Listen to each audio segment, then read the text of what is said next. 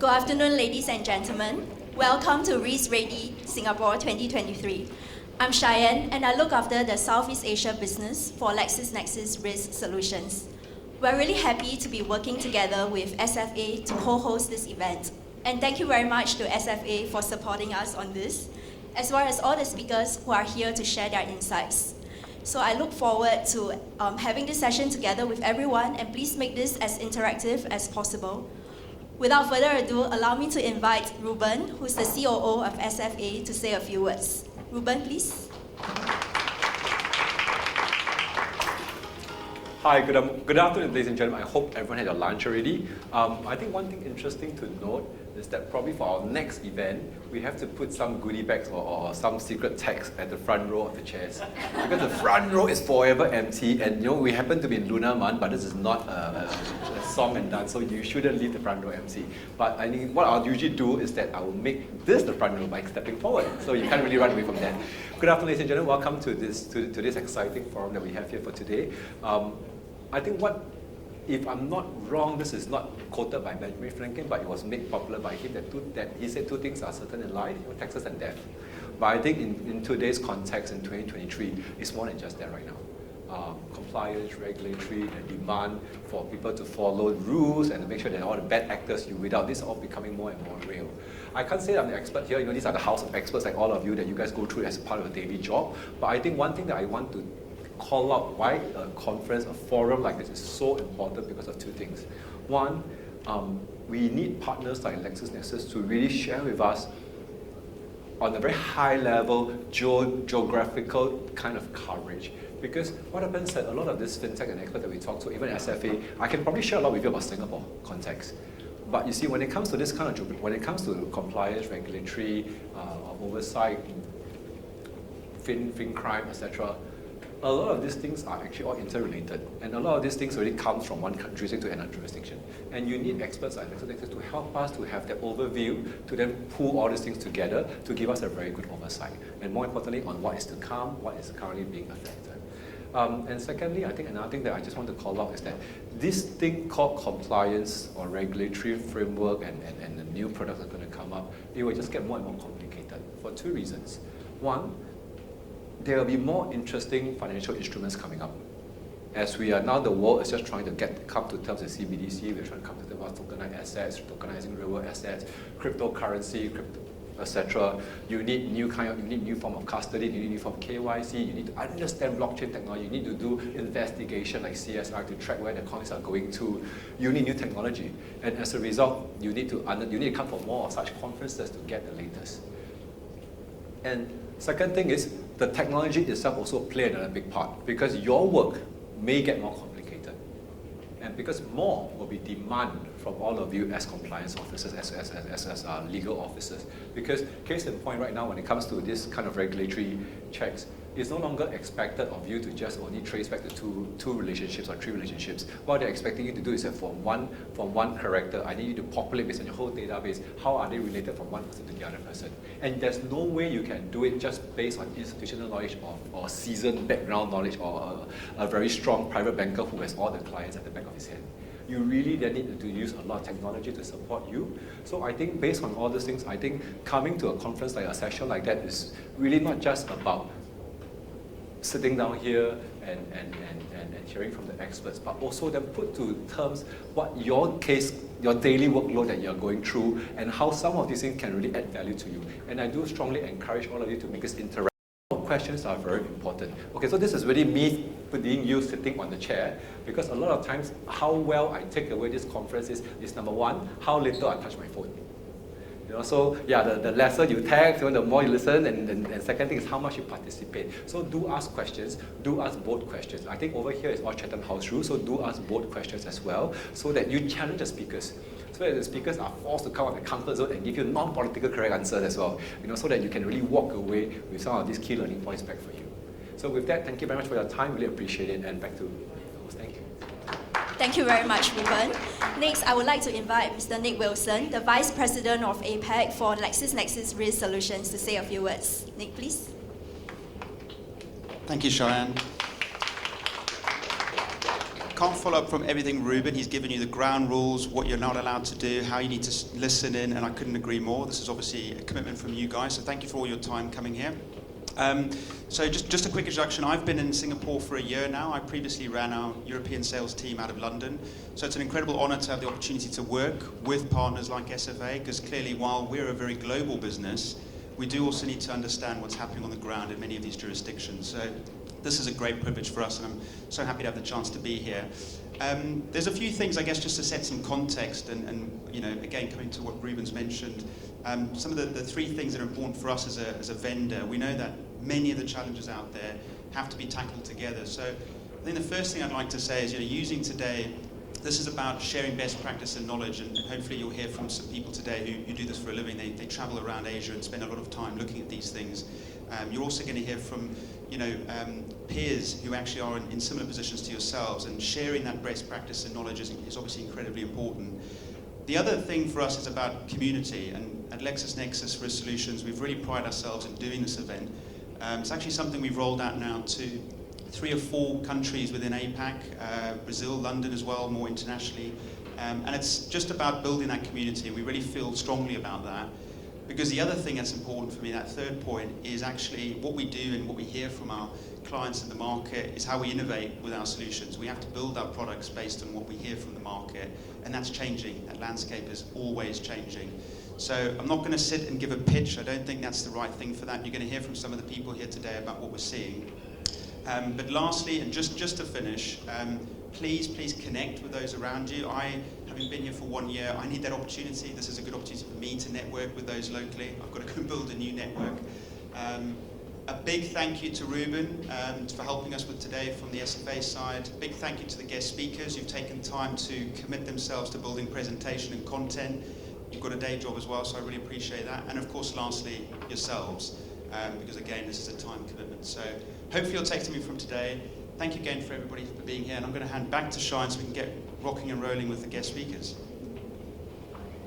Thank you, Nick. So now we will have our first speaker for today, Ms. Koh Sing Yi, the Director of Integrity Consulting. Sing Yi, please.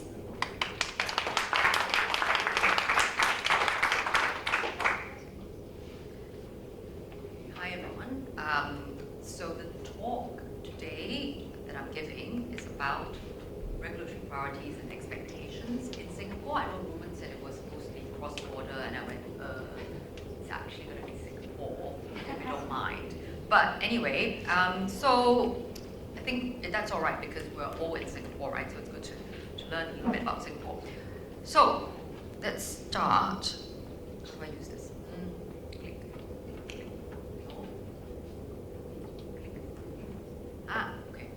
Right. So first, before I talk about the regulatory priorities of Singapore, I would like to tell you why I look at this all the time, and it's something that I like to talk about, right? So Integrity Consulting is a compliance consulting firm. We work with firms like LexisNexis. In a sense, I like to say they sell, I'm like a GP. If you come and tell me you have a problem, I will tell you, I think it sounds like you have XX, knee injury or tonsillitis. I can fix it, this is the course of treatment, but you need medicine. I don't sell medicine, right? I don't even sell OEM.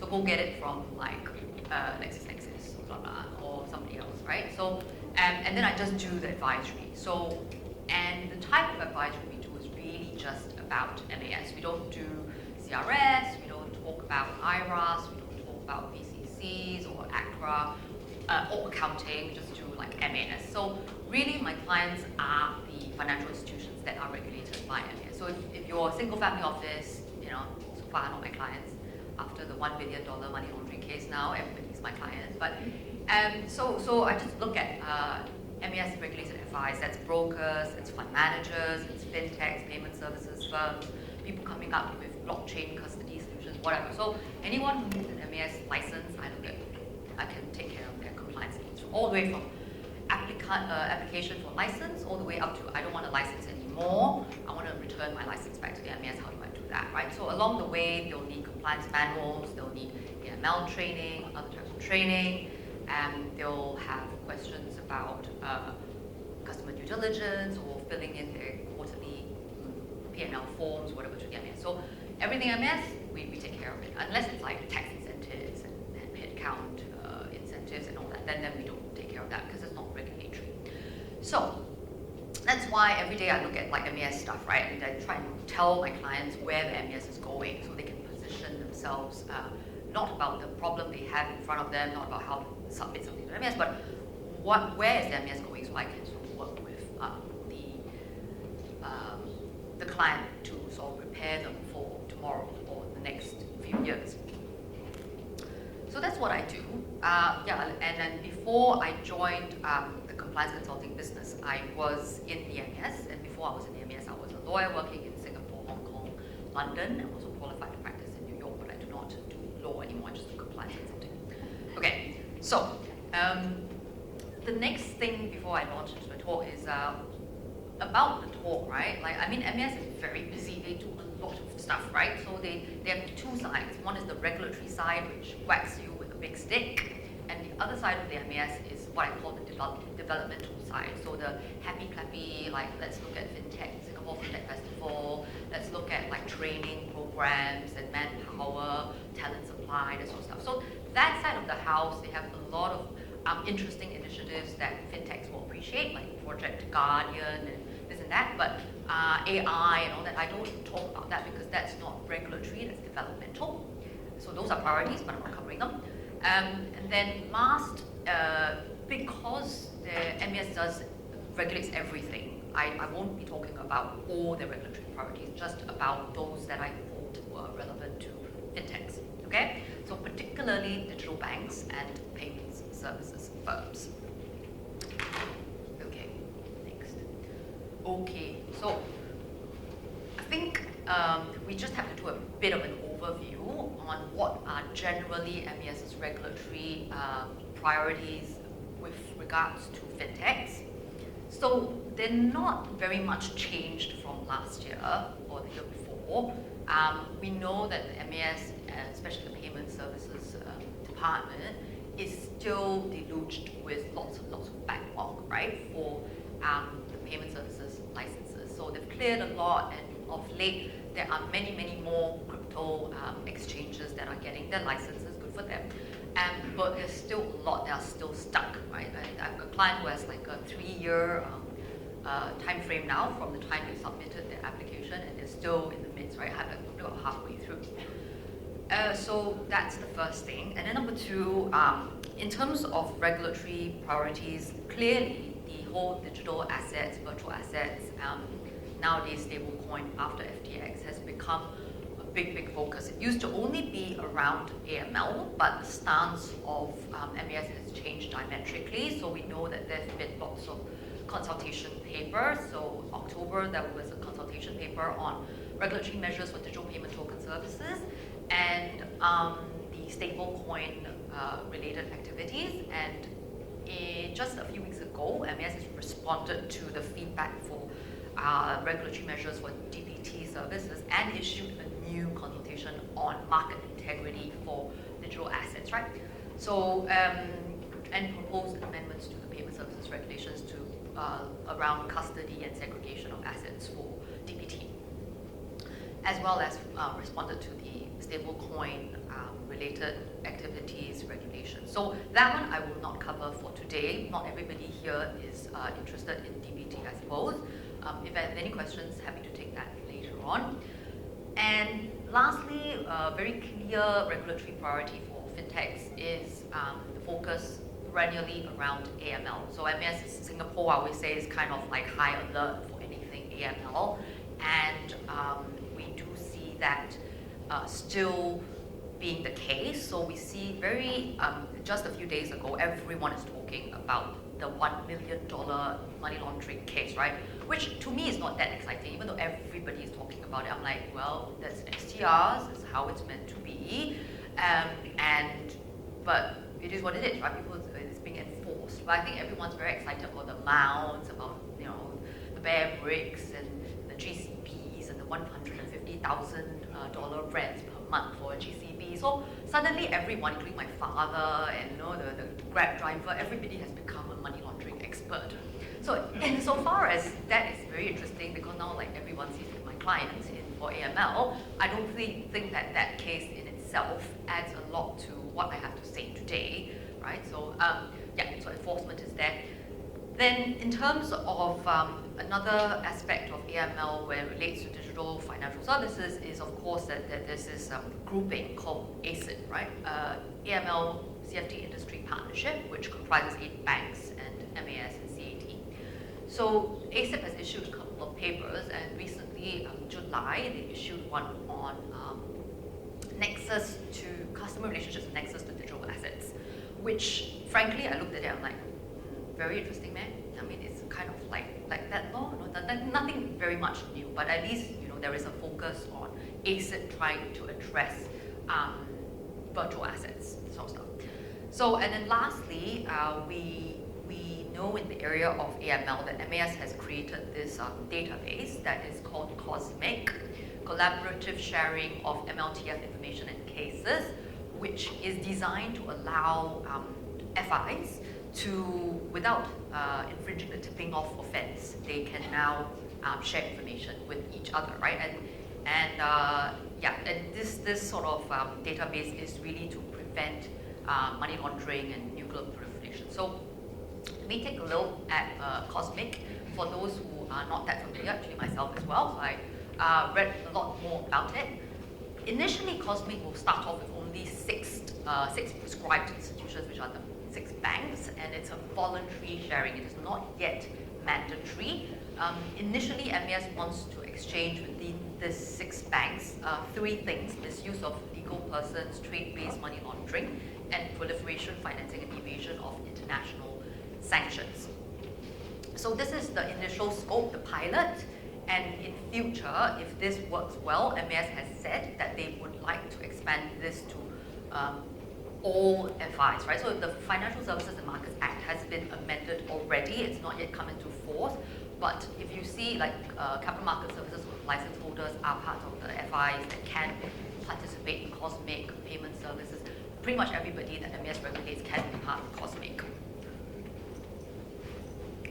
Then how COSMIC is used is that there are 3 types of functions, right? One is you can ask another FI for information that is related to suspected money laundering.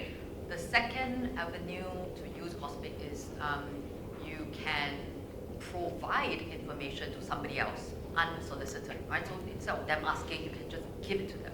And then the last one is you can publish that a customer is suspected of money laundering and put them on COSMIC, so the whole world, including MAS and CAD and everybody, will know that this customer is probably a bad fish. So the way that you use each of these pipes or conduits is there are thresholds based around how many red flags the customer has triggered. And if there are many red flags, then you can straight away go to put them on the watch list. But if there's only one little small red flag, then maybe you can only do number 1. If you have 2, 3 red flags, you can use number 2. So the MAS says, I'm not going to tell you what are the thresholds and how many red flags and what are the red flags, because the baddies will game the system. So I'm just keeping their cards very close to chest. They're just trying to tell you that there's this COSMIC thing. It will be very secure. You will have no fear of liability if you exchange information through COSMIC. And the whole point of that is really only to prevent money laundering and nuclear proliferation and terrorism financing and everything. So yeah, really that is COSMIC. Okay, so finished with the general MAS priorities. The thing I actually wanted to talk to you guys today is about something which MAS has not yet hit our radars very much, but I suspect it's going to come very soon. And it's around digital fraud, right? Digital financial services fraud. And why do I say that? So we have to first sketch the backdrop. Digital financial services are growing. People everywhere, everyone here, I think I can congratulate all of us because we clearly have a lot of work and iron rice bowls in the future because digital financial services are growing, right?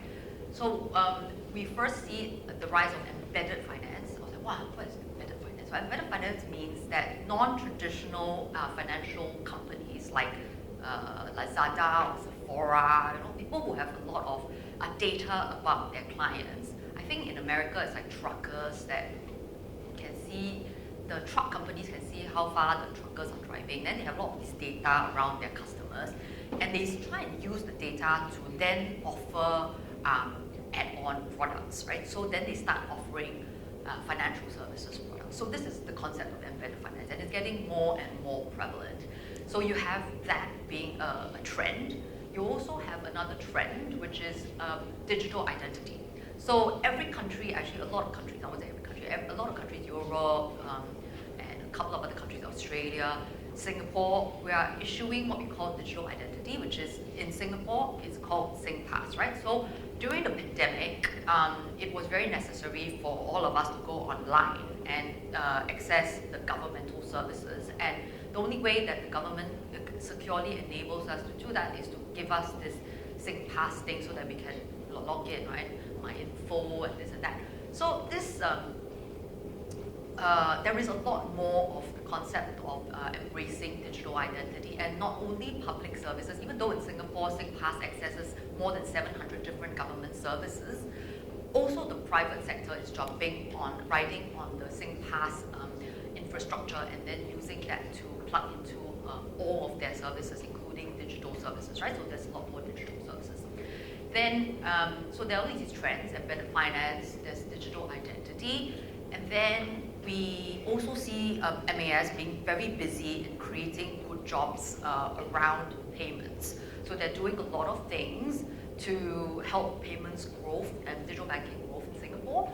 We have almost 5.5 million bank accounts registered with PayNow, 3 million linked to mobile phone numbers, 2 million linked to NRIC numbers, 500,000 linked to PIN numbers, and there's PayNow use, including payments to merchants and businesses, was 46 billion in 2021. I don't have the more latest figures.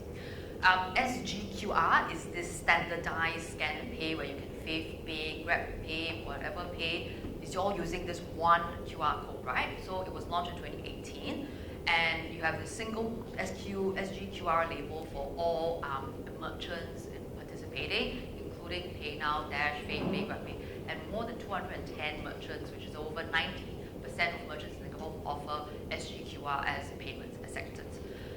Then MAS has lots of real-time cross-border retail payment languages, including with India and Thailand. We can pay retail customers nets and QR, not just in Singapore, but also in Malaysia. So in Malaysia, they use Do It Now QR, and it's launched by the equivalent of nets in Malaysia. So now as a Singaporean, you can go there and then you can scan our Nets QR, even when you're buying stuff in Johor Bahru or something. And then lastly, Bank Negara and Singapore want to expand payment languages so that they have account-to-account fund transfers, right? So you can pay now also to Malaysia using just the recipient's mobile phone number, the same way that we do it now for Singapore. Expected go live is end of this year, but who knows when it will slip. So wonderful, lots and lots of growth, lots and lots of jobs, right? But this is attracting criminals. So finance apps will often have payment transactions and connectivity to bank accounts, right? So that's like the holy grail for our money launderer, terrorism financiers, and all nuclear proliferations and everything. So if the fraudsters were very, very intent on where to land their grubby hands on, they'll probably kind of target the finance apps. For many other reasons, the banks and the crypto exchanges are very obvious as well. So, and we've already seen that crypto exchanges are heavily vulnerable and victims of lots of scams and hacks, right, by fraudsters and everything. So that's one aspect of the attraction of finance apps to criminals. And what the criminals want to do is they will have identity theft, right, through leaked lists on the dark web, whatever. But they want to get the personal particulars of victims and personate them, perform unauthorized transactions in a non-face-to-face capacity through phone banking or online financial services. So this is what the criminals want to do, and authorities in Singapore have acknowledged many, many times that there are waves of criminals that are targeting local financial services, particularly in retail banking and card payments. So, interestingly, I went to look up the MAS website, and in terms of the news section, how many times scam and fraud appeared in that section, right? So I saw that in 2012, before that was nothing. So 2012, there was one incident of a fraud, a mention of this word fraud, and it was fraudulent withdrawals from an ATM, from DBS ATM. What happened was this uncle had gotten some syndicate money from Johor to install these skimming machines on DBS ATMs, and then so whenever you went to withdraw money from your ATM, they would just copy your PIN and your ATM ID, and then they would just start withdrawing money after you left the ATM. So that was 2012, right? And then later on in 2018, there were some mentions of fraud or scams because there were people impersonating MAS and calling you up and saying, "Hi, I'm MAS. Can you give me your number? This urgent bank saying you must give MAS the number," or something like that. So there were a lot of warnings around like phone and email impersonation scams or phishing. But then 2019 there was nothing. 2020 there was a few more MAS announcements around be careful of identity theft and this and that. So nothing really came to light in terms of fraud and scams until 2021. And there was lots and lots of news in terms of a search around the two words fraud and scam, fraud and scam, fraud and scam came out like a lot, right? And that's because later you will see this is really when the online digital fraud started to hit Singapore in a very big way. So I'll talk about the incidents about the hitting Singapore in a very big way. But what I found very interesting is that in the past, the MAS used to think about scam payments as being the culmination of a fraud, like a bad person trying to deceive you. The bad person comes to you, says, "I want to sell you snake oil. Snake oil very good for you, grow hair." Then you go, okay, I want to buy snake oil. Then you transfer the money. So that's like the MAS definition of scam payment. You have an elaborate ruse. It's usually one-to-one, and the old lady will just transfer money, or to protect her son or something like that. It's just one-time payment, right? So MAS said, we are trying to consult in 2018 about the rules release of something called the proposed e-payment user protection guidelines. So the MAS said, this e-payment guidelines are supposed to deal with unauthorized transactions, but it will not deal with scams, because scam is like police. Police go and catch the bad guy one-on-one. There's only one payment. That is the end of the scam. So that kind of scammer is not covered under the scope of the e-payments user protection guidelines. Those kind cannot damage the credibility of e-payments, so we're not going to take care of that. So in fact, MAS did say very clearly in that 2018 consultation that transactions by account holder falling victim to a scam or phishing attack are deemed to be authorized transactions, because they authorized it. They were a scam. They said, I want to be scammed, or rather, my OTP said I have to send this to OCBC. I want to send it, right? So you go to the spoof website to send. So it's authorized, and then therefore MAS says it's not covered by this e-payments user protection guidelines. There should be no expectation on the part of the account holders that the responsible FI will handle such claims in accordance with guidelines. So MAS does not think that there would be this kind of widespread scams, right, that will befall us. However, since 2020 end, there was, I don't know whether you remember, there were a couple of 75 local bank customers who complained that in total $500,000 worth of unauthorized online card payments were made from their card, right? So the funny thing was that they never received the SMS OTP that indicated that money was being siphoned from their credit card to pay online merchants, because the problem was not the customer, the problem was not the card issuers or the banks in Singapore. The problem was overseas telcos, for some reason, had been compromised, right, hackers. And the way the overseas telcos compromised can change our mobile phone location, and then somehow you can then send the SMS OTP to some foreign phone or something like that. So nobody knew that they had been scammed in Singapore as a result of like overseas telcos until this incident happened, right? So this was like the first time that weird things happened, and we kind of like thought maybe it will never happen again. Okay, so then the next incident 1 year later is the Christmas present that OCBC got. So we all know that lots and lots of OCBC customers were spoofed, right? So they were sent SMS OTP that said OCBC, that appeared in the usual OCBC SMS window of their phone, and they clicked it. They were taken to a site that really looked like OCBC, and they put in all their user ID, and then suddenly like all the money started moving. You know, they could see the money coming out of their account. They frantically called up OCBC, and then they were told to wait for very long, and by which time all the money had been transferred out. So this was affected 790 customers and a total of 13.7 million, right? Lots and lots of retail victims. So this case then raised general ruckus like everywhere. So you want to cause ruckus, you write to your MP, or you go and meet your MP in person, you ask the MP to raise the question in Parliament. So what happens is that in a few months' time, lots and lots of 790 unhappy customers went to see their MP, as a result of which 39 parliamentary questions were raised in one sitting to MAS, Ministry of Communications, who regulates the telcos, and the Ministry of Home Affairs, which is just the police. So arising from this OCBC, right? So all the politicians were very upset. The ministers were very upset. And then hence, MAS very busy.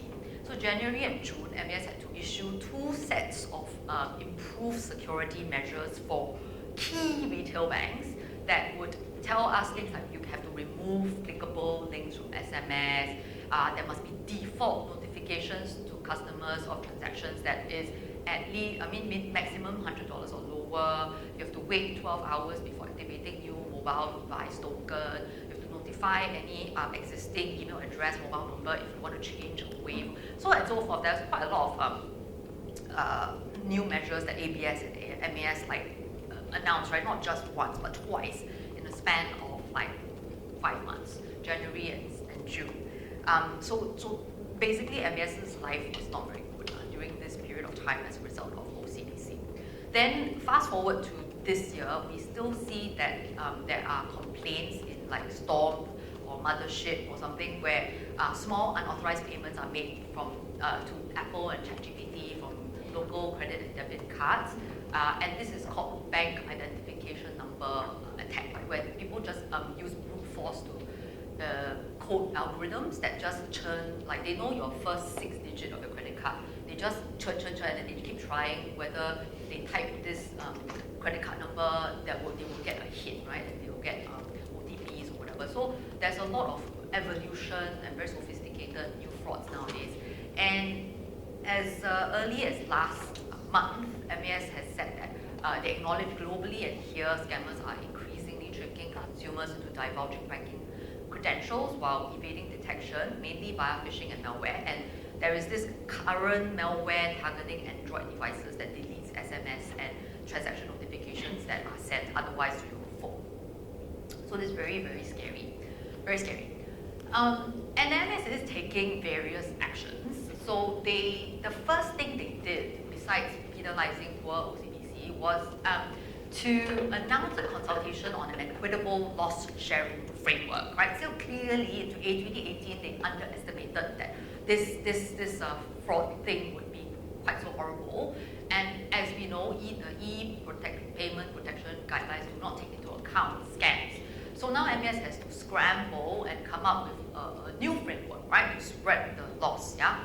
And apparently, this will revise the 2018 e-payments user protection guidelines, and the scope of the institutions are banks, non-bank credit card issuers, and finance companies, as well as MPIs, okay, major payment institutions.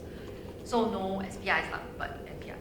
And although the document was was announced in February 2022 and was supposed to be out in 3 months, it is now how many years?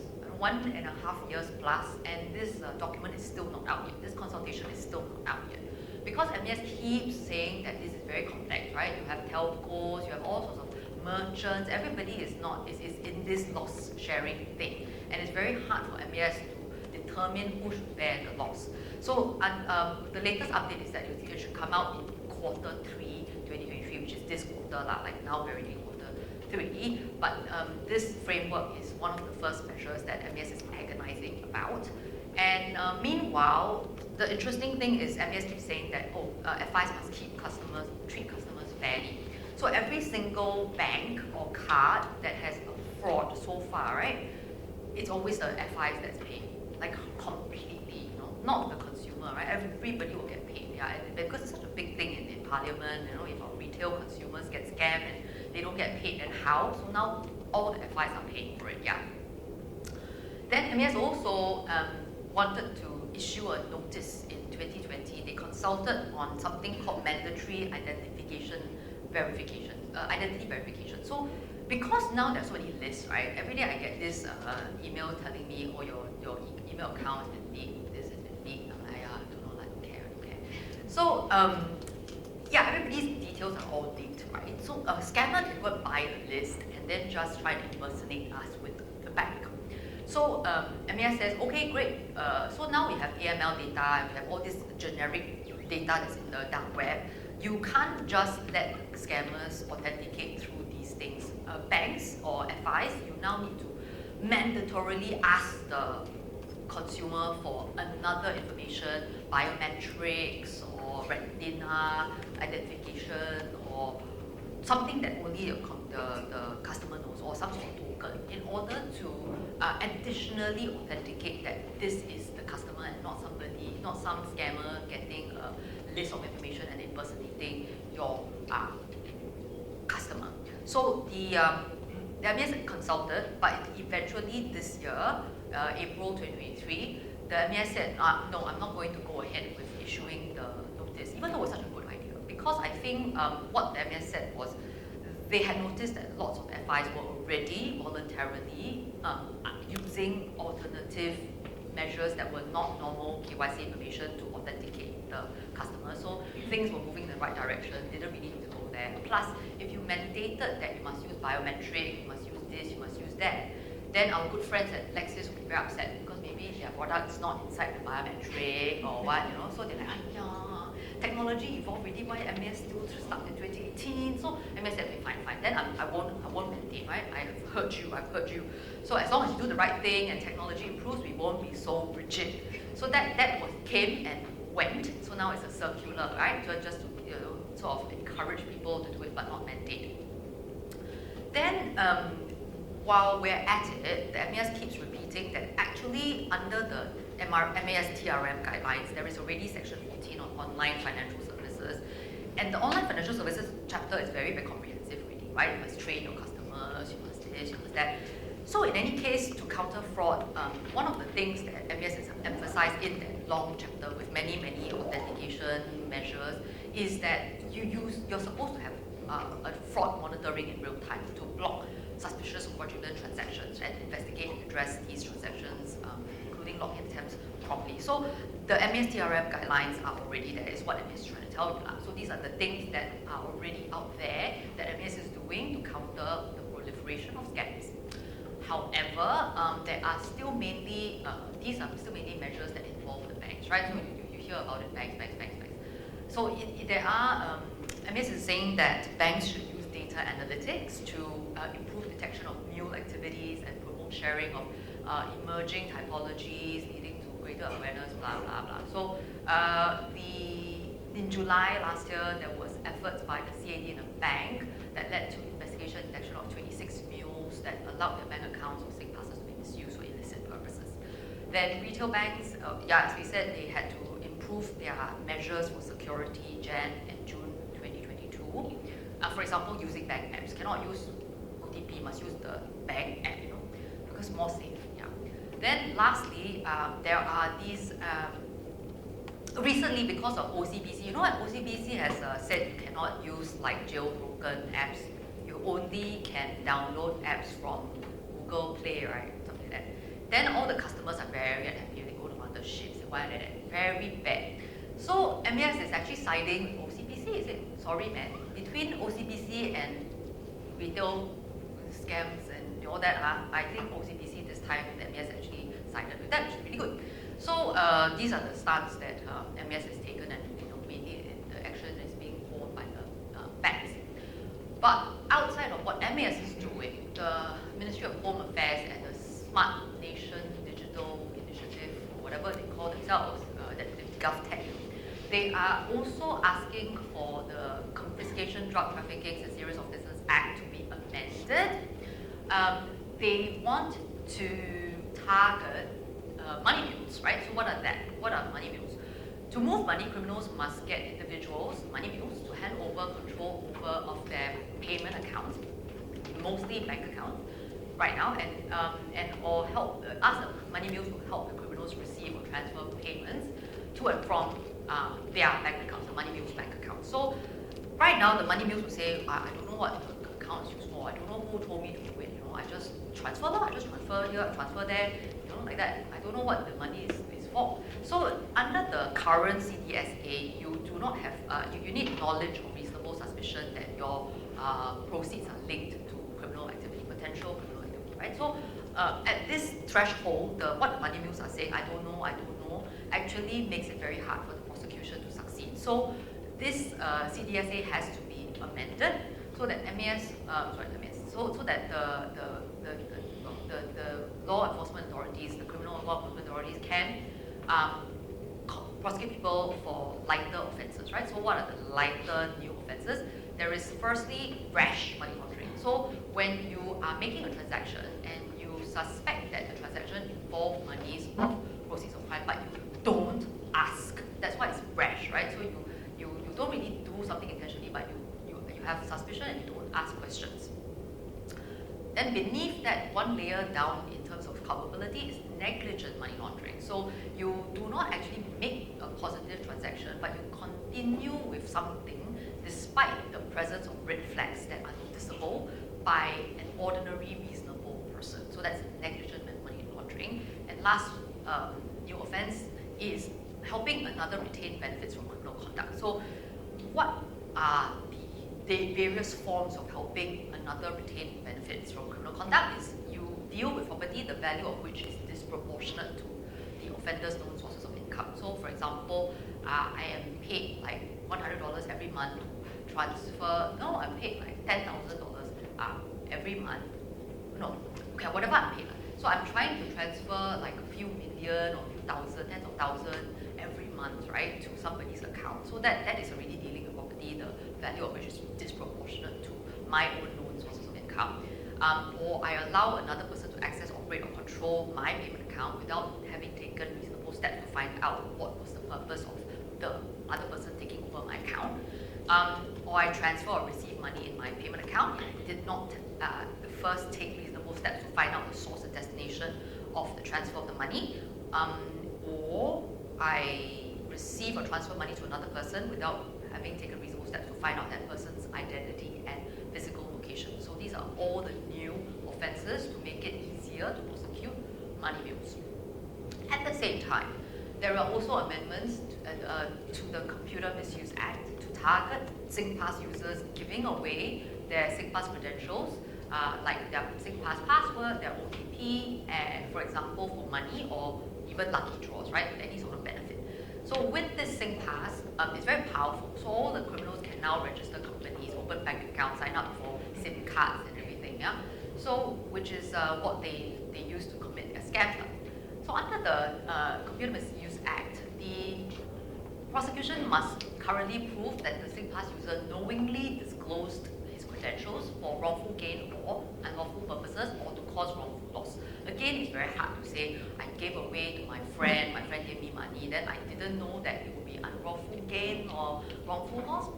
So the new offences under the CMA will be disclosing your own SingPass credentials like password OTP to facilitate an offence or provide any other means of access to one's SingPass account while knowing or having reasonable grounds to believe that the purpose of the disclosure is to commit or facilitate the commission of an offence. And the knowledge or having reasonable grounds is presumed if the disclosure of your SingPass credentials was in return for receiving any gain, right? So lucky draw also, money also, with knowledge that the disclosure would likely cause, with knowledge that the disclosure would likely cause wrongful loss to anyone, or without having taken reasonable steps to find out the identity and physical location of the recipient of the SingPass credentials. So this is for me revealing my own SingPass. But this second offence that's new is to target the syndicates that actually sell the harvested SingPass, right? So it is now an offence to obtain, supply, retain, or offer to do all any of the above SingPass credentials of somebody else in order to commit an offence.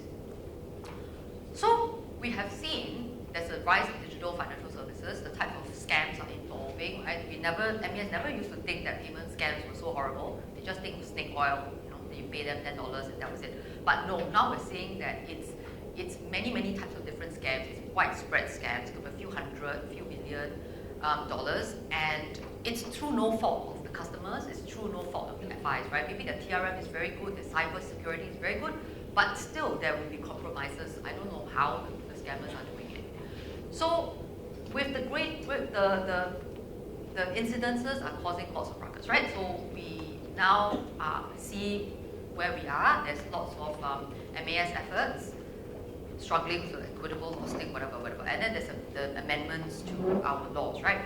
So what is the takeaways for all of us here that are not a bank? First, with the growing number and sophistication of scammers and technology advancements, it is a matter of time until the scammers turn their attention to the non-banks, right? The non-credit card digital financial services, i.e. the payments, right? So most likely it's going to be account issuance services with storage fee money.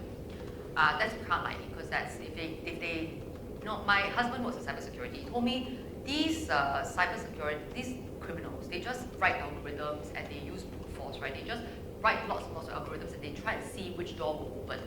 So to them, the cost of writing the code is actually quite fixed, but they can scale it up by using the same code for banks, for credit card, and then later on for payments. Maybe you are smaller, they find it harder to get to you, but at some point, their technology will be replicated and carpet bomb to everybody, right? And then they will come and target your door, your small little payment door will open to the scammers as well through their codes.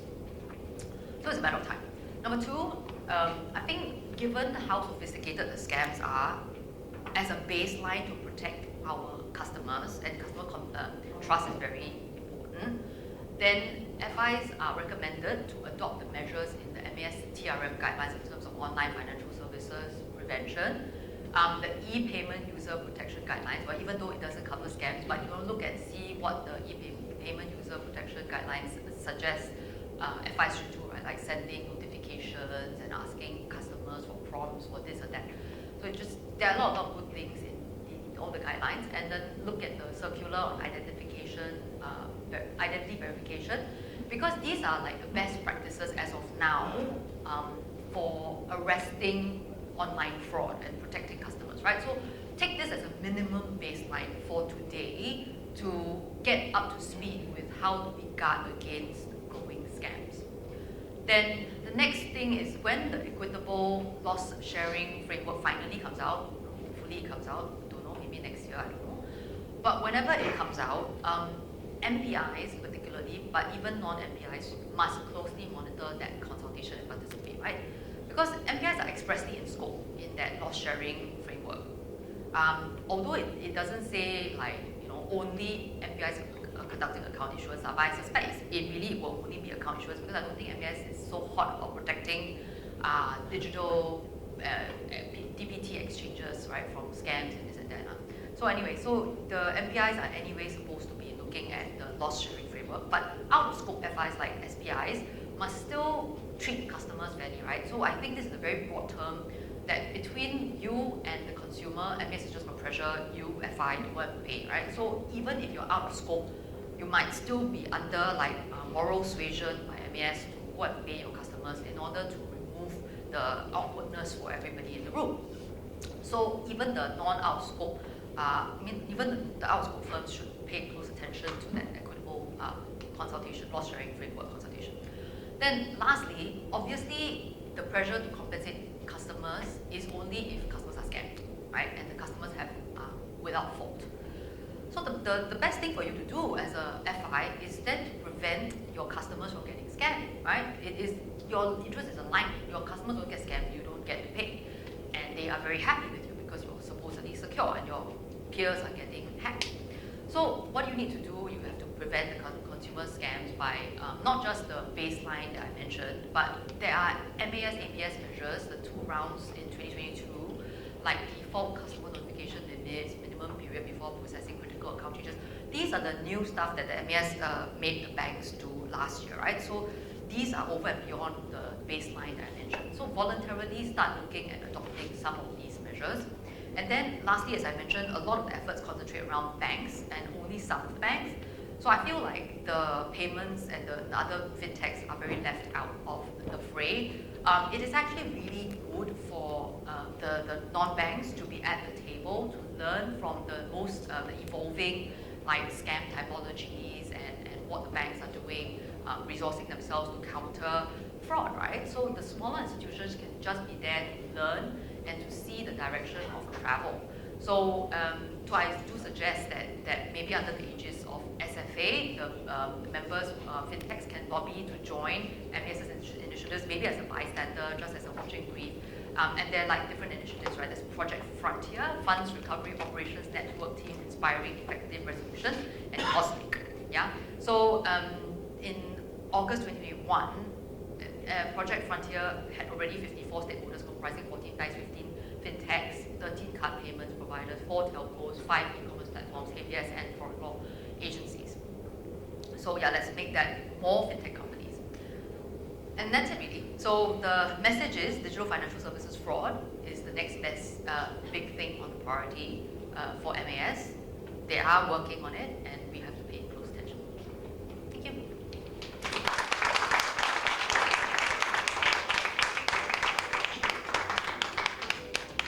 Thank you very much, Xing Yi. Thank you.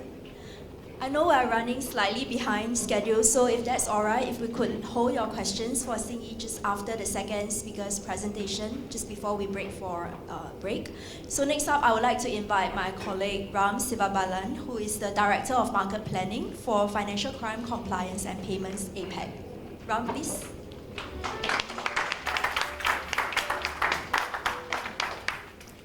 Is it on? Yeah, okay. Good afternoon, everybody. Thank you so much for making your time and being here with us today. My name is Ram. I head up the market planning function for LexisNexis Risk Solutions here in APAC. And my role in this space is to help my colleagues in the sales organization understand the proposition that our clients are facing.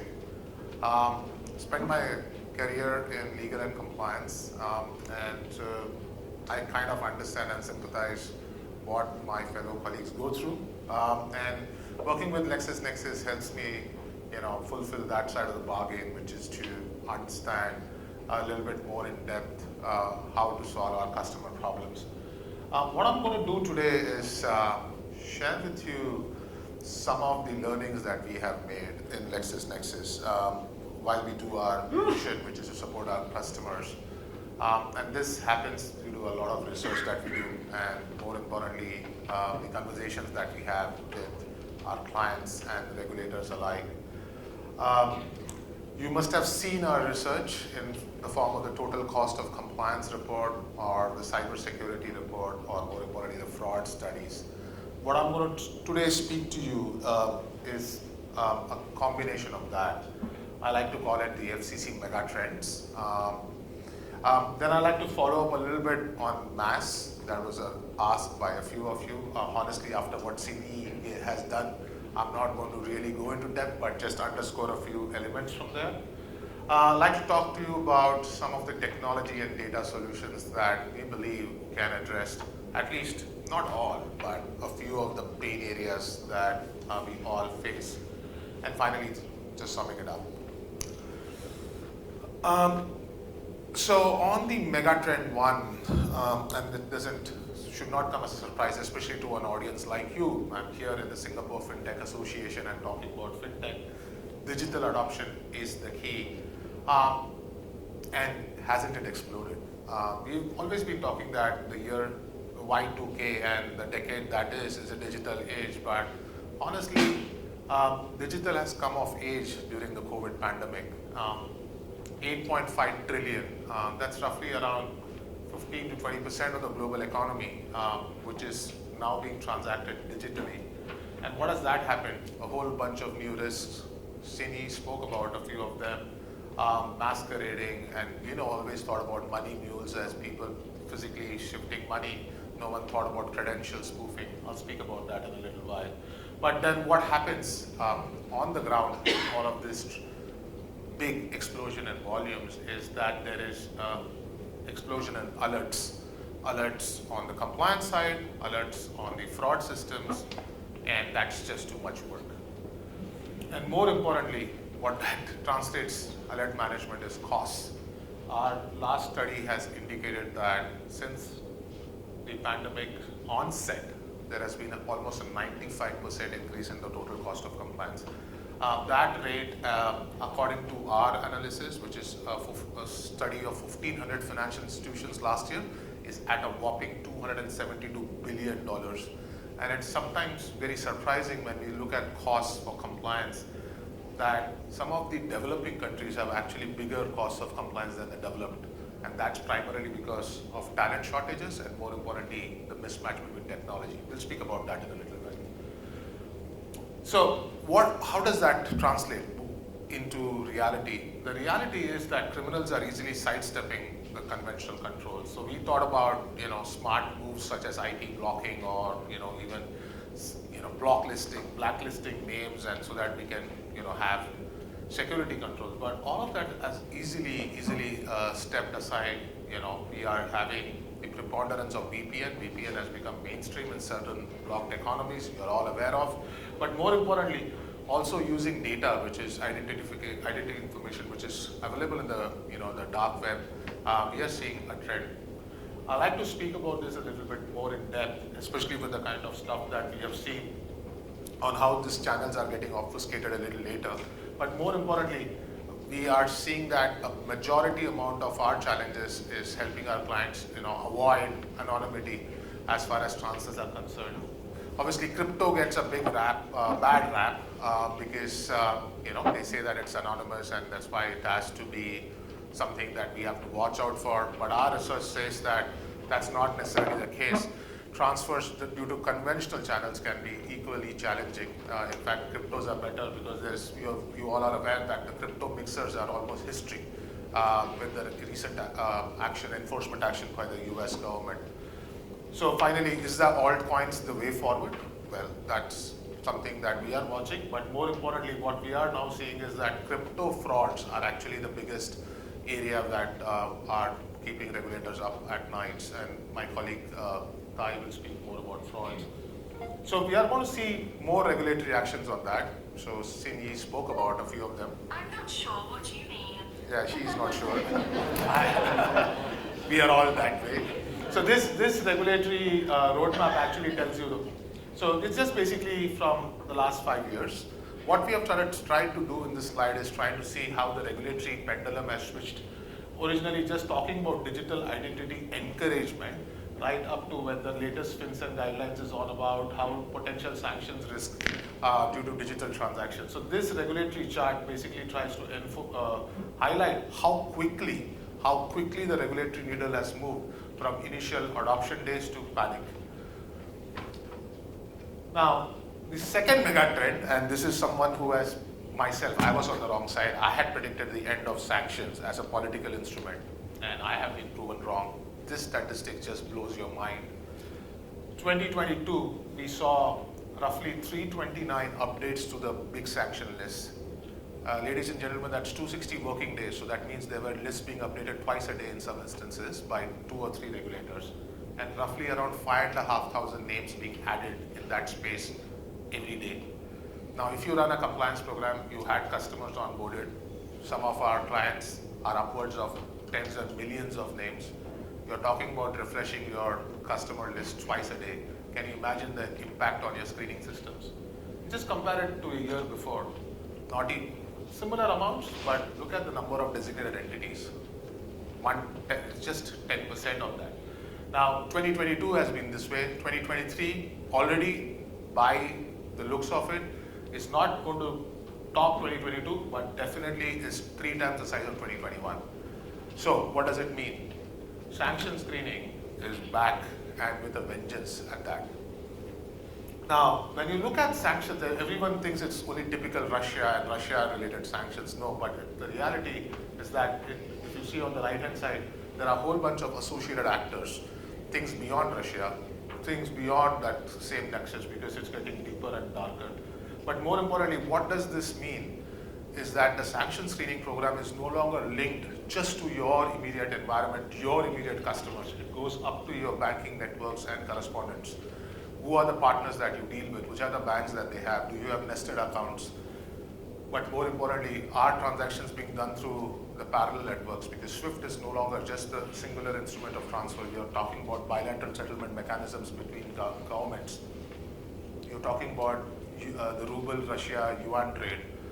These are not necessarily going through SWIFT. So how do we manage that on top of a complicated Russian oil mix?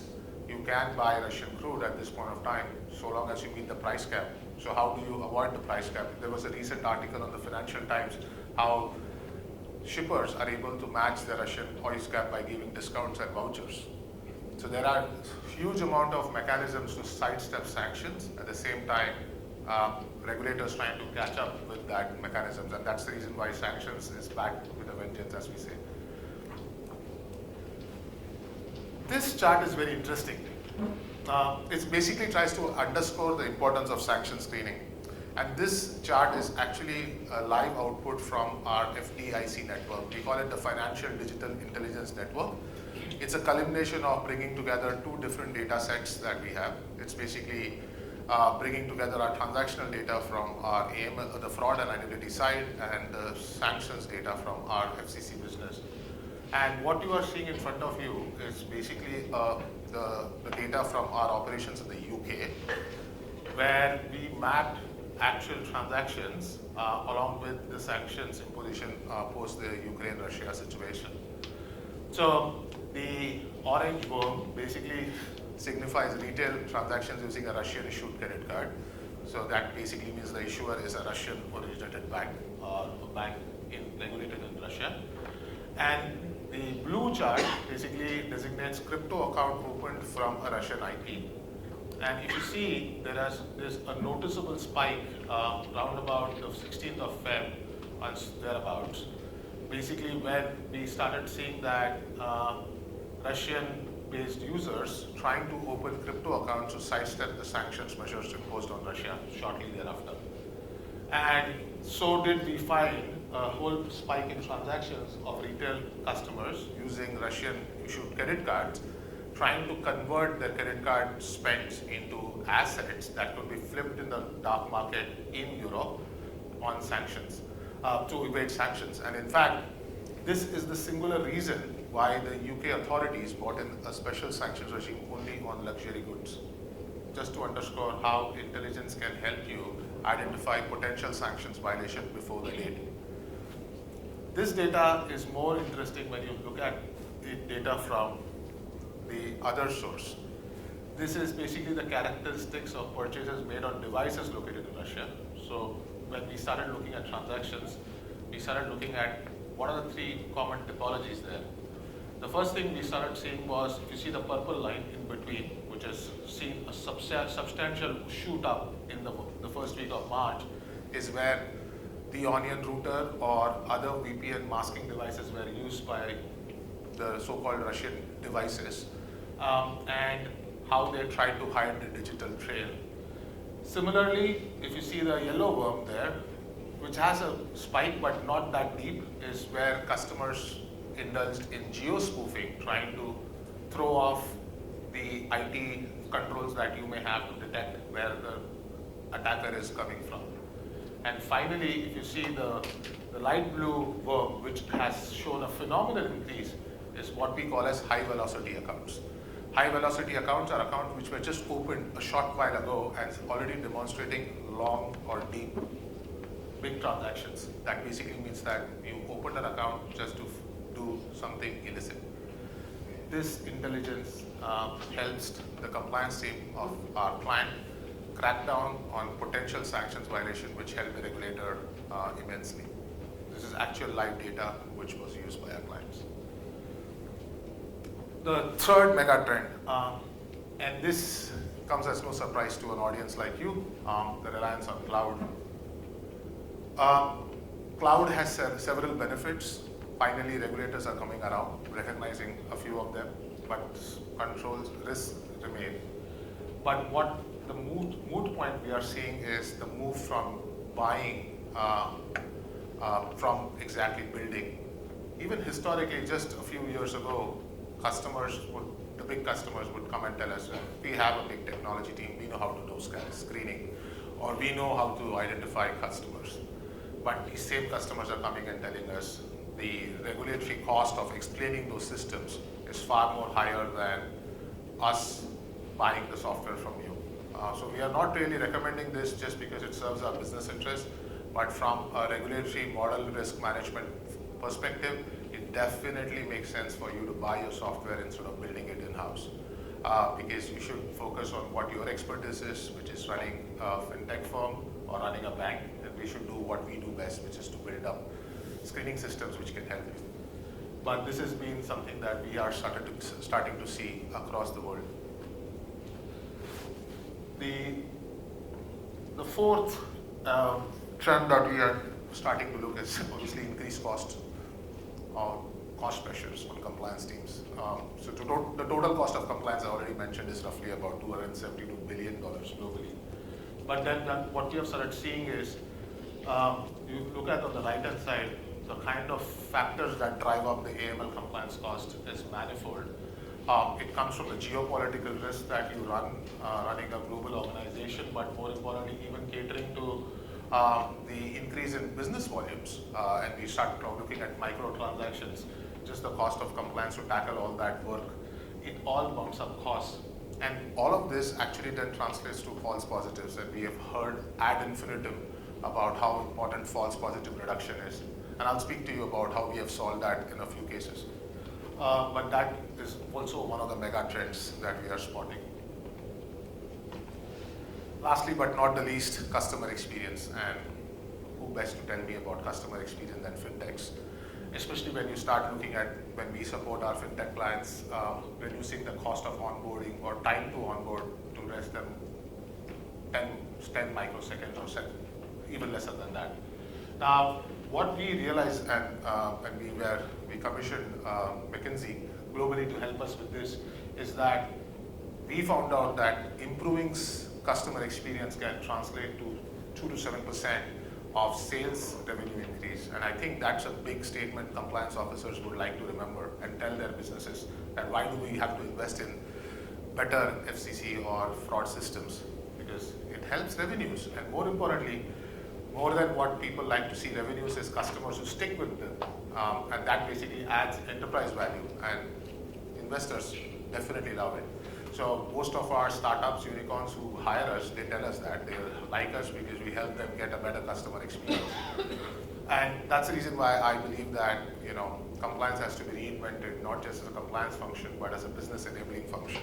And we can do that by keeping pace with the changes in the global financial ecosystem, but more importantly, tackling the different data silos that exist within an organization and giving an integrated view to that. And more importantly, reducing the time to onboard customers. I think that is singularly the single one most point support that you can give to your businesses. So, summarizing the mega trends, accelerated digital adoption, which leads to increase in risk due to sanctions being back in fashion, transition to the cloud, incorporating the cloud, buying software instead of building it, because that helps. That also helps reduce cost because you are trusting a solution provider who has done it all, and helps reduce false positives. We'll speak about that. And finally, all of that helping a better customer experience. With that, I would like to just go into a quickly summary of regulatory trends. I'm not going to take too much time, but I would definitely like to bring up this slide, which is the graph, which is courtesy MAS. So obviously there's a huge uptick in regulatory enforcement actions, so Cindy spoke about it. But what I like about the MAS's approach is to go back to the basics, and this is the basics. The singular action that I think every financial institution, whether regulated, traditional, or digital and modern, can do is to strengthen their screening processes. I think that goes without saying. The first ABC or 101 of financial crime is to ensure you have the best list in front of you, whether it's internal or external, and then you screen the life out of everything that comes in front of you. Maybe once, maybe twice, but potentially every day on dynamic screening. The second is to do more on data analytics. Ty will speak more about it in his presentation, but I think compliance officers need to doff their legal and compliance hats and become more data analysts. And on that particular point, focusing on two areas, as the MAS asked, network link analysis and geotagging. We can talk about that more in the panel and thereafter. But definitely leveraging data analytics. Third, conducting regular reviews on your controls and processes, with at-risk policies and education as well. I think that's a no-brainer. And finally, ensuring STRs, even the AML blitz, as I call it, was thanks to STRs and efficacy of organizations to do that. Some of the other things that we already spoke in depth in Sini's presentation, but I just want to underscore a couple of them. Dealing with FATF blacklist countries, three of the two, or rather all the three, in fact, happen to be in Asia wider, Southeast Asia, two of them. Myanmar, Iran, and North Korea. Singapore, being a global node for energy trade, finds itself in a particular peculiar situation where dealing with blacklist nations is very commonplace. More importantly, also, anthropod trade with Russia is something that we are seeing.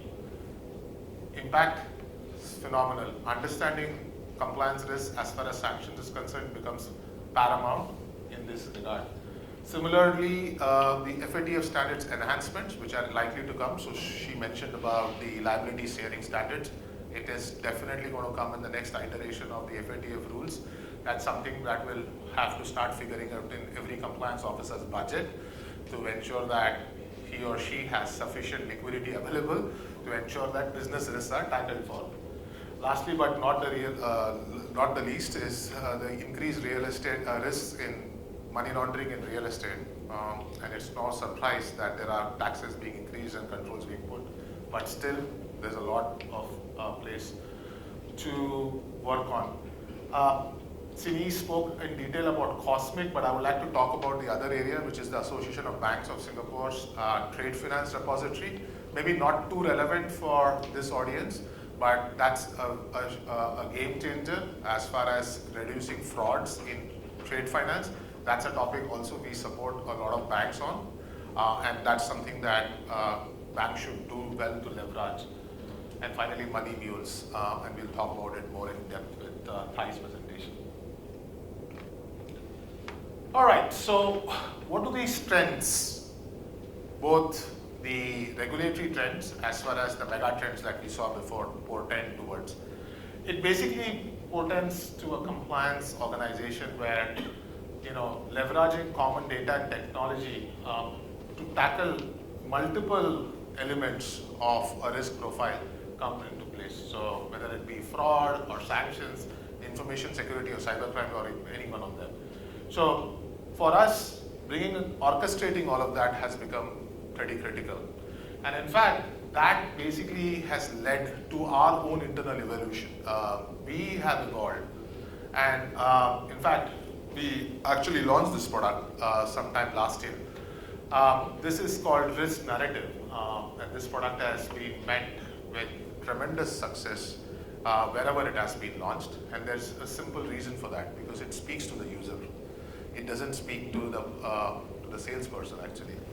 In fact, if I was, this product was available when I was practicing. I just started off in compliance, and people like Julia will know this.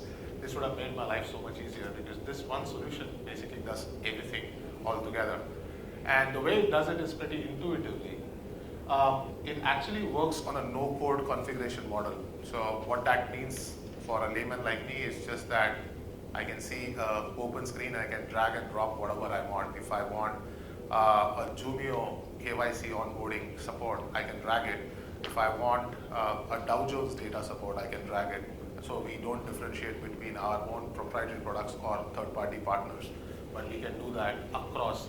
So we work with not only just our own data sources, but third-party sources, but more importantly, we do that by giving you the standard stack of all the things that a software should have, which is audit trailing, decisioning, risk profiling, case management, you name it, all thrown in one solution. And because of its being positioned for help for new age startup organization, it works on a API-based basis. So that means it can just merge itself into your own operating environment. We have seen this product being accepted wholeheartedly by a whole bunch of new age organizations, a whole bunch of standard form organizations like banks. They just look at us and they wish they can hire us, and they use this because it's so easy, intuitive. But we actually encourage fintechs to take the best out of this, and it's already been proven and in APAC, and we expect more to come from this product. Just a case study. So this is for IKEA. So there's a bank called Ikano, which is an in-house BNPL service. They wanted a service which needed to be fast and nimble. They went ahead, and one of the fastest ever deployments in LNRS was achieved in Sweden using the same software. This study is available on our website.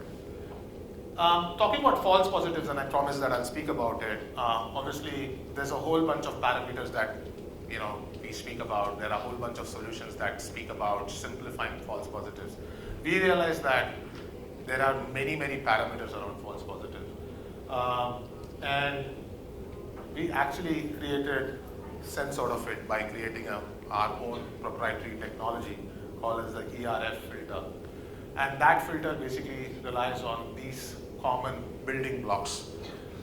So some of them I think are a no-brainer. Obviously, the first thing that we use for routing false positive as far as sanctions is concerned is date of birth.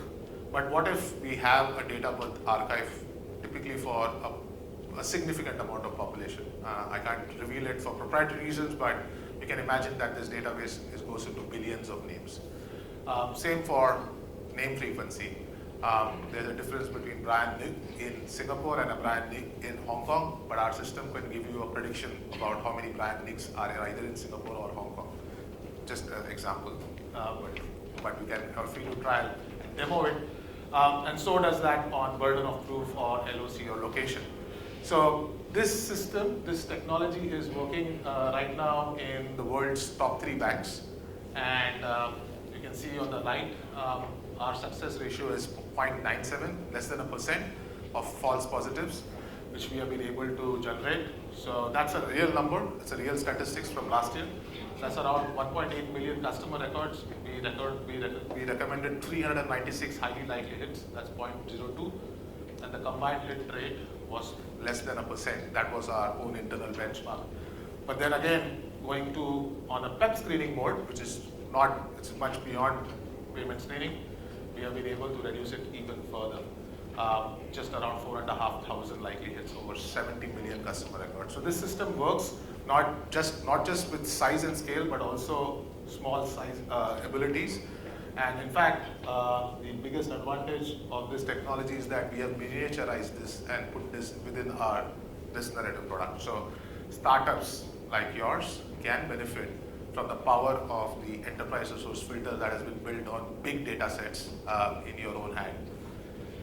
And that basically brings me to the end of my presentation and the main takeaways. So, which is that compliance takes a full program, and I think we don't need to underscore that.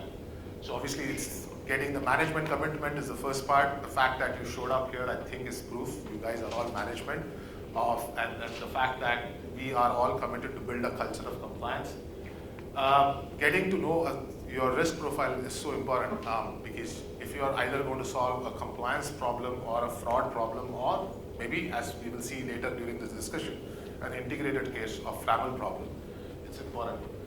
And then the procedures and controls, it's so important that we need to have an up-to-date inventory and records of that procedures, and to check periodically whether these procedures and controls are working appropriately. Finally, most important, keeping up to date with latest trends and training becomes a need of the hour. So for me, I think it's just a reinforcement of how important a role that we have to play. And as I said at the start of my presentation, getting compliance to become a business enabler is the need of the hour. And I think that basically ends and summarizes my presentation. Thank you so much for your time, ladies and gentlemen.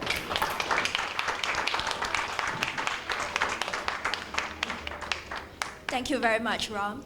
I saw a few of you taking pictures of the presentation, so we will be sharing a copy of the slides as well as the video recording with everyone. In the event you missed that, please feel free to reach out to me. You can find my contact email at the back of the flyer. So right now, we would like to open the floor up for questions for both Xing Yi and Ram. Do we have any questions? If not, then let's break for 10 minutes if we could get everyone back just 5 minutes before 4 p.m. Thank you. All right, hope everyone had a good break. Thank you for coming back. Next up, I have my colleague here, Ty, who's the Director of Market Planning for Fraud and Identity for APAC for us. I'll hand over to him for his presentation. Thank you. All right. Good afternoon, and welcome to this session where we explore how digital intelligence can help in fraud prevention. So, just a quick introduction about myself. I started a corporate journey about 20 years ago in the consulting space, working for PricewaterhouseCoopers, Deloitte, and Protiviti, a specialized risk consulting firm. About 10 years ago, I made the switch to technology, initially working with GRC solution, governance, risk and compliance, and then basically moving into fraud and identity solutions. So this is the flow for today. So the first part is a bit more background in what we see in terms of trends in Asia Pacific, and then move a bit more in for Singapore. Then in the last, where we bring together digital intelligence and behavioral metrics.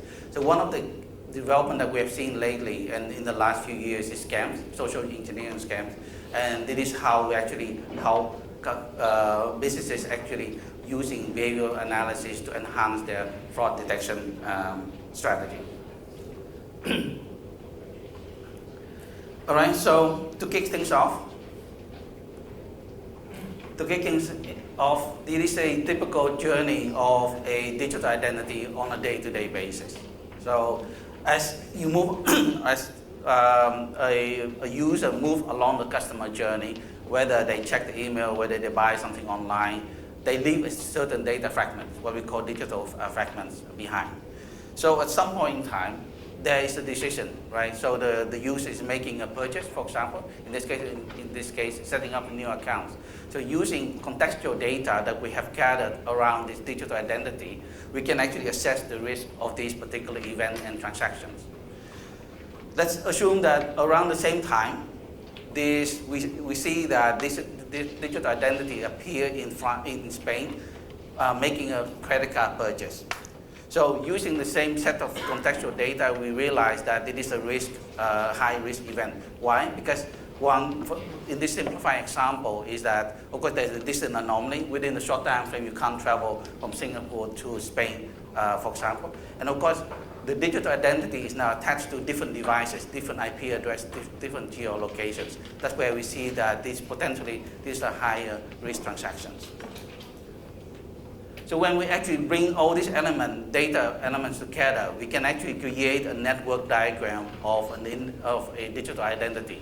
So in this case, for example, this digital identity has a telco account, a media account, and of course e-commerce account. So all these, that data fragment, whether they use the device, there's an account, there's an email address, or phone number, etc. So these are some of the data fragments that we bring together to create a digital identity network around the user. Okay, so we talk about email. So this is just a short poll.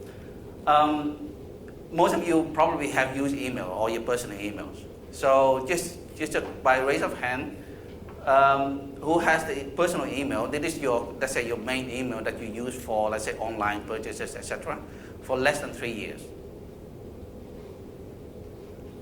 Okay, so we have one.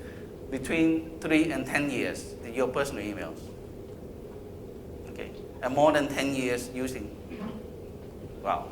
I myself, I have an email account that I've been using that for 15 years. So imagine the rich data footprint that you can extract from that particular email using digital intelligence. So from our survey, we actually, most of you have raised a hand around the D, so which is correct. So I have, as I mentioned before, more than 15 years, and most people, especially the youngest generation, because if you have a lot of now fintech nowadays actually use phone numbers as identifier when you set up an account, but email is still required for, like, say, e-commerce company, a media company, and banks, for example. All right, so when we bring all these data elements together, last year we processed 96 billion transactions. This is what we call the LexisNexis Digital Identity Network.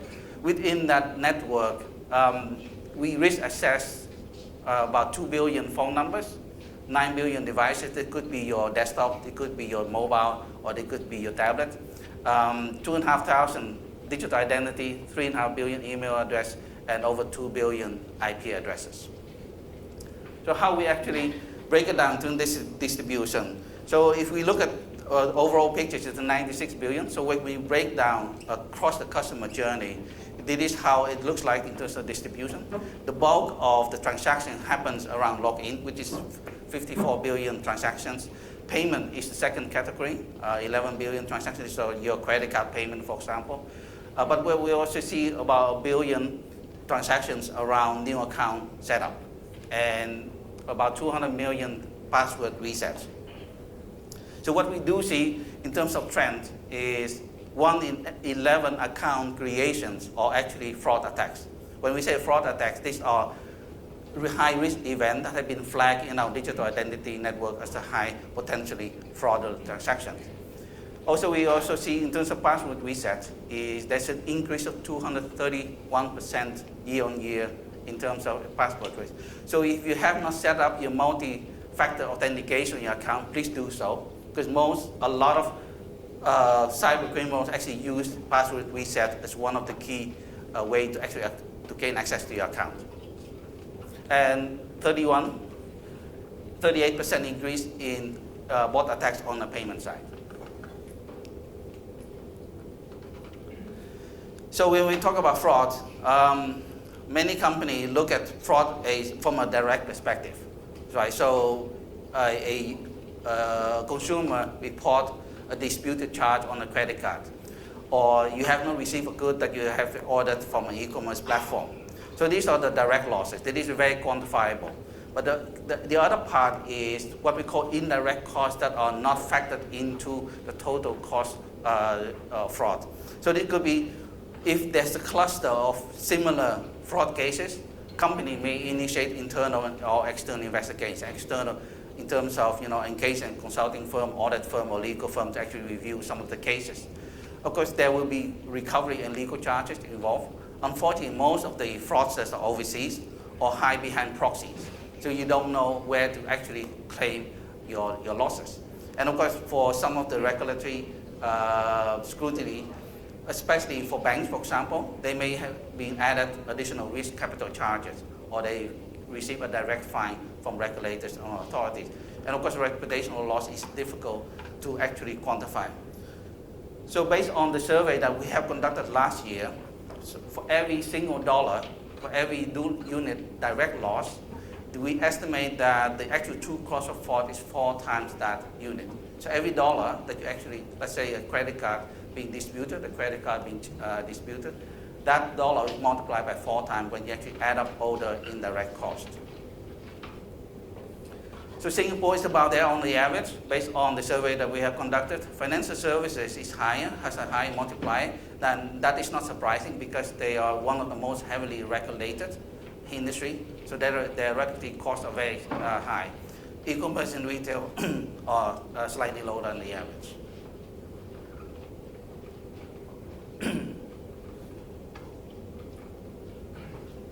So this is an interesting map from the first half of last year. So what we've done is we mapped all the attacks on Singapore banks and where the originating country came from. The darker the color, the higher the fraud rate. So you can see here there are a few hotspots here and there. You have heard about Cambodia as emergent as a scam center. So you can see that Cambodia is dark red in this diagram. So if you move on to the second half of the same year, you can see that within half a year, the fraud attacks or the originating country have changed significantly. So within a year, the fraud landscape has evolved quite beyond recognition. So we zoom in a bit closer. So what we see here is a network map of all the incoming fraud attacks into Singapore banks. So to isolate that, we didn't look at the global level, but more the local level. So each arrow basically depicts a confirmed fraud attack from one organization to another. So a lot of cyber criminals actually test our credential. So they use the same credentials, okay, bank A, okay, I can't get in, bank B, I'll try bank B. So these are the fraud attempts from move from one organization to another organization. The thicker the arrow means more fraud attack coming from that particular bank. Not refer to the bank itself as the originating form, but using the bank as a platform to jump into another bank.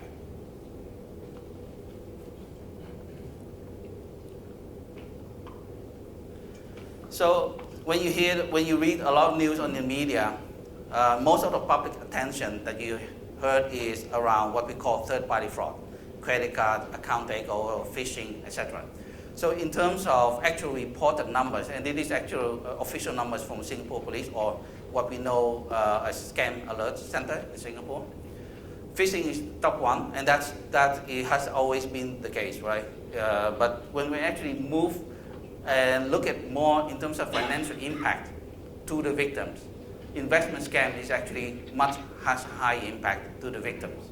So investment scam, romance scams, and money mule are some of the social engineering that you have heard probably in the news lately. So there's a different connectivity where we heard a lot about phishing, account takeover, but actually the financial impact to the victim is on the investment scam. Investment scam is another word, is authorized push payment because the victim are actually pushing or authorizing the payment themselves rather than having unauthorized access to their account. I will get back to you later on the investment scam. Just a comparison, this is for Australia, ScamWatch, similar, but as you can see the highest category is still investment scams.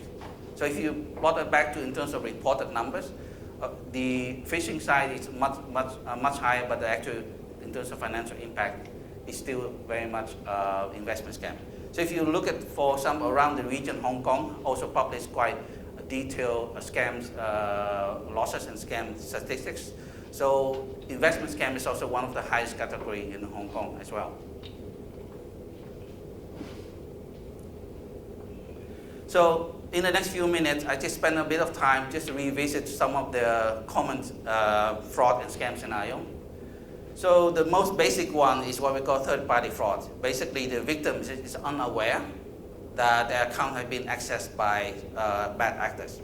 So this could be through stolen credentials, phishing, or data breaches. So once the cyber criminal has access to the account, they move the money out of the victim's account while the victim is unaware of the unauthorized access. This is the most common scenario. And looking at looking from our network, this is also one of the highest categories in our digital identity network as well in Asia. The next step is impersonation scam in combination with third-party fraud. So in this case, the cyber criminal could pretend to be a law enforcement officer,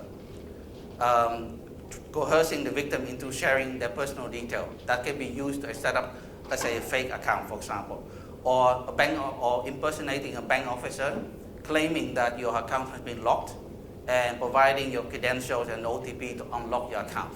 So these are one of the common scenario, what we call impersonation scam in combination with third-party fraud. of course, once the account once the criminals have access to the account, that basically they move money out as in the third-party fraud scenario. The most sophisticated form is what we call authorized push payment, or investment romance scams and money mule, where the victim is actually sending money or actually authorizing the transaction themselves. So when you actually look at from a pure risk perspective, when the user log into account, it looks per normal login. So that's where the key challenge is how do we detect this kind of anomalies, where the risk signal is very similar to a normal login. That's where behavioral analysis and can actually help, which we'll actually touch on a bit later on. So in this case, I will use an example. The cyber criminal is actually impersonating an investment broker, coercing the victim in say, okay, we have a good investment opportunity for you. The victim logs in the account, sends money out, and basically this is how a typical authorized push payment scam works. Ram also mentioned about money mule in the beginning during his presentation. This has been an increasing topic in the last few years. So, of course, cyber criminals use actually money mule, and some of them are knowing that they are actually participating in illegal activity to actually launder money and to cover their tracks. So this is actually a real life example of a money mule. So what we have done is we isolate a digital identity and follow the money flow across different banks. So in this case, within a short time frame, that amount is split up in multiple small amounts and sent to beneficiary, different beneficiary account at Bank B, before accumulating again into a single mule account at Bank C. This is how a typical mule account or network will work. So this is only for one digital identity, but we can actually map it back to multiple, mule network or syndicate as well.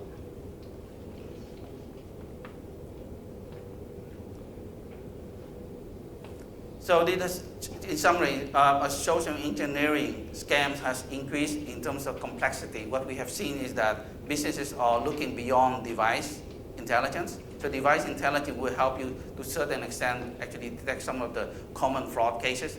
But for more sophisticated like scams, etc., where you actually had there's an involvement of social engineering and authorized push payment, that's where some of the behavior analysis can actually help you to better enhance your fraud detection capability. And I will touch on some of these later on in the presentation. So what makes APP fraud or authorized push payment fraud hard to detect is that the risk profile is completely different from a account takeover fraud. So let's focus on the left-hand side first. So in this case, it's an account takeover. It's a very simplified example of account takeover. So when a bad actor takes over the account and logs into that account, the IP is different, the location is different, the device is different, the behavior is different. So that risk profile is very, very much determined. So we can see in this case, this account has been compromised because of the high risk score of that particular transactions. So now we move on to the right-hand side where this is authorized push payment. So this is a typical scam where the victims are being coerced and coached into sending payment from their own account. So from a login perspective, it looks quite a normal login. So using device-only intelligence, we cannot actually see that it's actually fraud happening. But when we actually overlay that with additional signals, like active call detection, environmental factors, beneficiary insight, remote access, and etc., that's where we actually detect that it is potentially that the victim is being scammed. And how we do that is by layering, what we call layering the fraud prevention strategy. So there's no one size fits all. So what I've done here is to summarize some of the key elements into 6 areas. So digital intelligence, we have already covered that in the first chapter.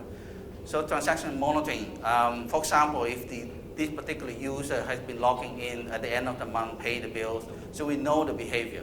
We know the average amount of that particular user.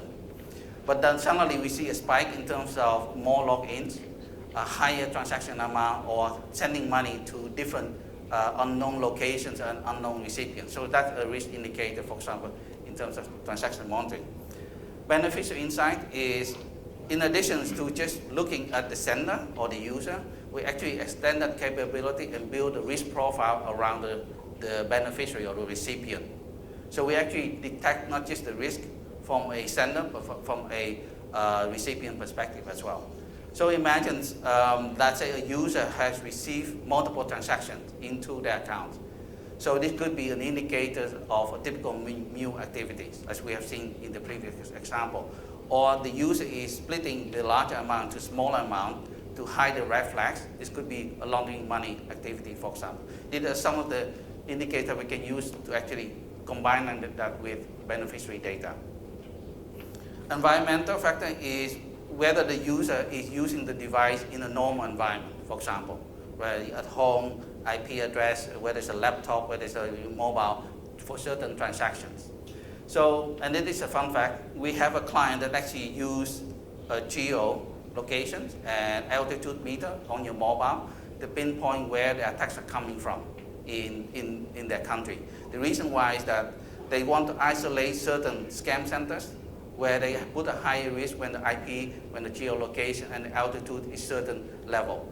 Because most of the scammers are hiding away from urban centers because they don't want the attention. So they could hide in the mountainous area, in the hilly borders. So using different environmental factors, we can actually detect and isolate some of these scam centers. Behavior analysis, a normal user behaves differently from a user under stress or a bot. Also, a normal user has a different way of interacting with the device. So what we have done is also adding what we call active call detections. So usually in a typical investment scam, when you're being coached, when the victim being coached online, or romance scam, when you so-called online lover, asking for money because they are in financial need. So you're being coached to actually set up a beneficiary account. So we detect that there's an active call going on. But at the same time, we see that the way they handle the device is different. So when you actually do a normal payment, your device is quite stationary in front of you. But now we see that they receive the instruction and then they type, or they put the phone on the table using speakerphone with where the device signals are not changing. So this is some of the behavior analysis we can add into scam detection model.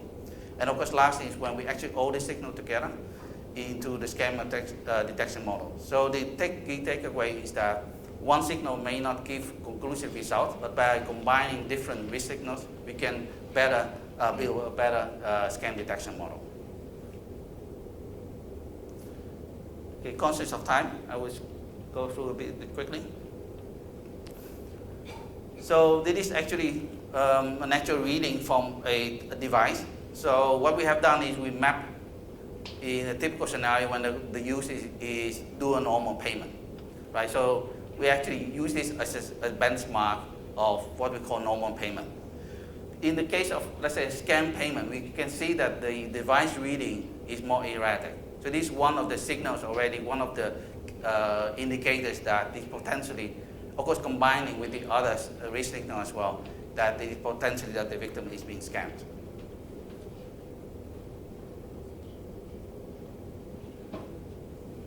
So why are we actually looking at behavior analysis? So there are 4 questions that we try to address. The first question is, are we dealing with a human or are we dealing with a bot? Of course, many bots nowadays are so sophisticated they can actually mimic human behavior, right? In terms of typing, in terms of etc. But let's say a lot of fraud syndicates are actually using what we call bot or click farms to actually test out stolen credentials. So these mobile phones, these devices are being put on the rack. So during the whole activity, you don't see any change in the device reading. So that's a giveaway that this device is operated by a bot. So this is one of the signals that we actually look at to distinguish between human and bot behavior. The other question is this a genuine user? Is it the user the same is that based on the historical profile of that user. And user authentication, of course, when we actually detect certain anomalies within within activity, we can actually authenticate the user a bit further by actually push payment, push authentication or OTP, for example. This is an added layer of security. And as I mentioned before, putting all these elements together to create a scam detection model. So these are some of the signals that we actually detect on the mobile. So on the two left-hand columns is on the desktop, and the two right-hand columns is the mobile. So I will not go through every single detail, but for example, use of advanced shortcuts. So if you have a list of stolen credentials, you copy-paste, right? So you use a mouse to copy-paste into the form, for example, by creating a new account or testing out new credentials. A normal user, genuine user of the account knows their own user ID and password and type it in according to their historical profile. The same thing in terms of autofill. A genuine user, for convenience, they may use autocomplete. But of course, the cyber criminal may not have that luxury because this is the first time they actually try to create an account. So there's no autocomplete. So this is another way to distinguish between user and a bot. And as I mentioned, we're off-page. So if the user, if the cyber criminal is using a list from a spreadsheet, for example, or the dark web to actually copy-paste into that, we can see that they go on and off-page all the time. Off-page to copy and then go back to the app and paste it on the app, for example, in the right form. And in terms of mobile sensors, even though you share devices within your family, we can actually detect that there's different user using that device. For example, the size of your hand affect the way how you swipe, the touch point, and the hit point on your device. So this is something we can actually build profile around different users on the device as well. All right. That's a lot of words, but let me go through some of the key scenarios, how we detect, using behavior analysis, how we detect fraud. So in a new account origination scenario where we see the user for the first time, we have no idea in terms of behavior of the user. So we actually map it back or compare that to preset and customer-specific profile. But also in addition, we look at behavioral pattern, like what I mentioned before, copy-paste. Right? You set up a new account, there's a copy-paste. If you keep seeing that all the time, that means potentially this is a bot or a criminal that actually trying to set up a new account. But also familiarity with onboarding process. If this is the first time I actually try to set up a new account at the website, for example, I need to read the instruction. I need to think of my password. I need to think of my user ID. I need to key in my addresses, for example. A bad actor has gone through this process a million times. So they're very familiar. So we can see that they go through the onboarding process very quickly. So that's another indicator that it is not the genuine user that actually tried to set up the account.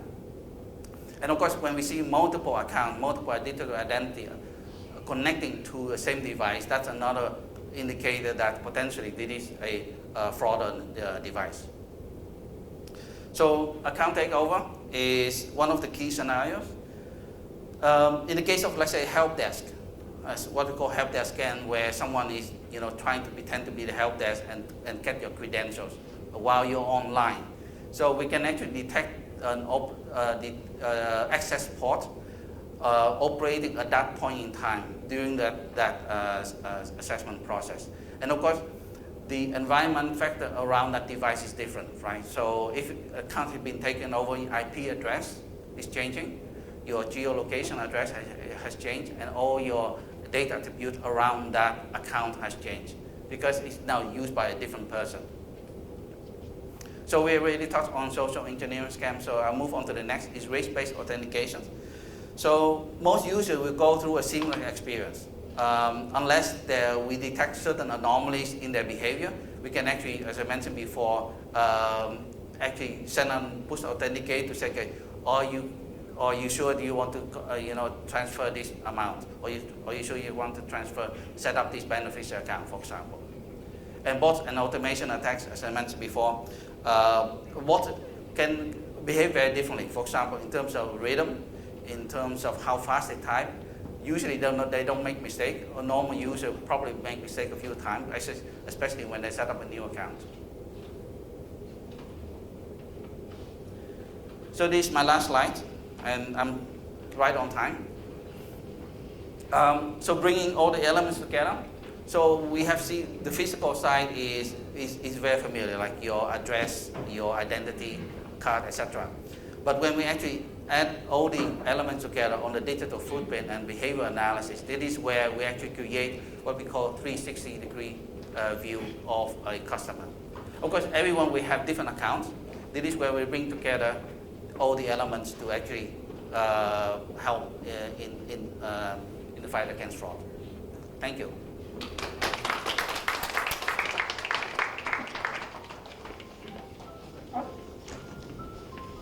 Thank you very much, Ty. Do we have any questions for Ty? Okay. I think it's very scary that there's so much information that you can put together about how I use my phone. What if I'm using it in my bathroom while I'm having a shower? I mean, it sounds like that can also be tracked. You know, are there some sort of data privacy issues around how you're getting data? Actually, that's a good question. So we don't actually detect who's using. So the first thing is that... But you must, right? Because you're trying to tell whether the customer is behaving correctly or not. So we actually anonymize the data. So that means in our digital identity network, we don't know that actually that's you, Ty, is using the device. So everyone or every data footprint that we go into in the digital identity is anonymized. When I say anonymized, it hashed up to a very lengthy character. So that's something that we can actually not derive back. The second is that even if we intercept your signals, the way how you hold your device, for example, doesn't say much about who you are. But when you combine all the signals together, that's where you will build the profile of the digital identity. So this is the 45 angle of a gyroscope, for example. It doesn't say much about the user, for example. It doesn't tell you that you're in the bathroom. It doesn't tell you that you're in the shopping mall. But it tells you how you're actually operating the device. So only when you actually perform a transaction, for example, payment or transfer, that's where we actually risk assess, okay, is this a user, normal user that's using the profile, using the device and the account. So it's not like we track you every time you move from A to B. Only when you actually perform the transaction, in this case a login, let's say you log into a banking app, for example, to do a transfer, that's where we actually risk assess at that point in time. Any more questions? Alright, so now we're down to, thank you Ty, so we're down to the last discussion for the day, which is a panel discussion. So before that, just a gentle reminder, so we actually have a QR code here for you to share your feedback for us on what other topics would you like to hear the next time. So we will appreciate if you can spend 1-2 minutes of your time to fill in the survey for us. So right now, I would like to invite my colleague Ram back on stage because he will be moderating the panel discussion for us. And we have a really interesting topic, which is the balance between regulation and innovation. So we have 3 panelists lined up for today. First, I would like to invite Ms. Julia Chin, Head of Compliance for Hugo Safe, up on stage. Next, we have Mr. Pasi Constantine, the Chief Information Security Officer of CoinHako. And we have our last panelist, Ms. Tarini Ponia, Senior Director. Yeah, she's still miking up, so give her another few seconds. So, Senior Director, Head of Compliance for APAC for Instagram.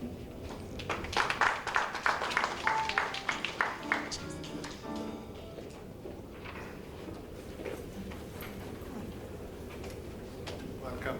Maybe you can take your seats.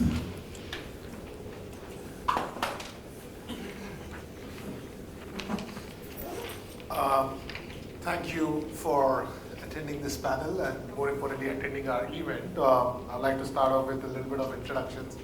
I'm pretty sure you don't need that, but just for the benefit of our audience today, we have the pleasure and of the company of three illustrious personalities here in Singapore. These people have left their mark in the various organizations that they have served, and it's our privilege that they are on the panel today to share with us their experience in this journey of tackling the fraud and AML risk that befalls all of us. So I'd like to make a brief introduction, and I let them introduce themselves. To our extreme right, we have Madam Julia Chen. She's a very familiar face to the industry participants. She has a long and illustrious career starting in banking, both on the first line of defense and the second line of defense, both with local banks and global multinationals such as Standard Chartered and HSBC. She's also a serial entrepreneur. She has been advisor to several startups, and she's currently the head of compliance at Hugo Safe. She is also an active member of industry forums, and she's part of the GFCC, the Global Financial Crime Consortium Against Financial Crime, APAC Secretariat.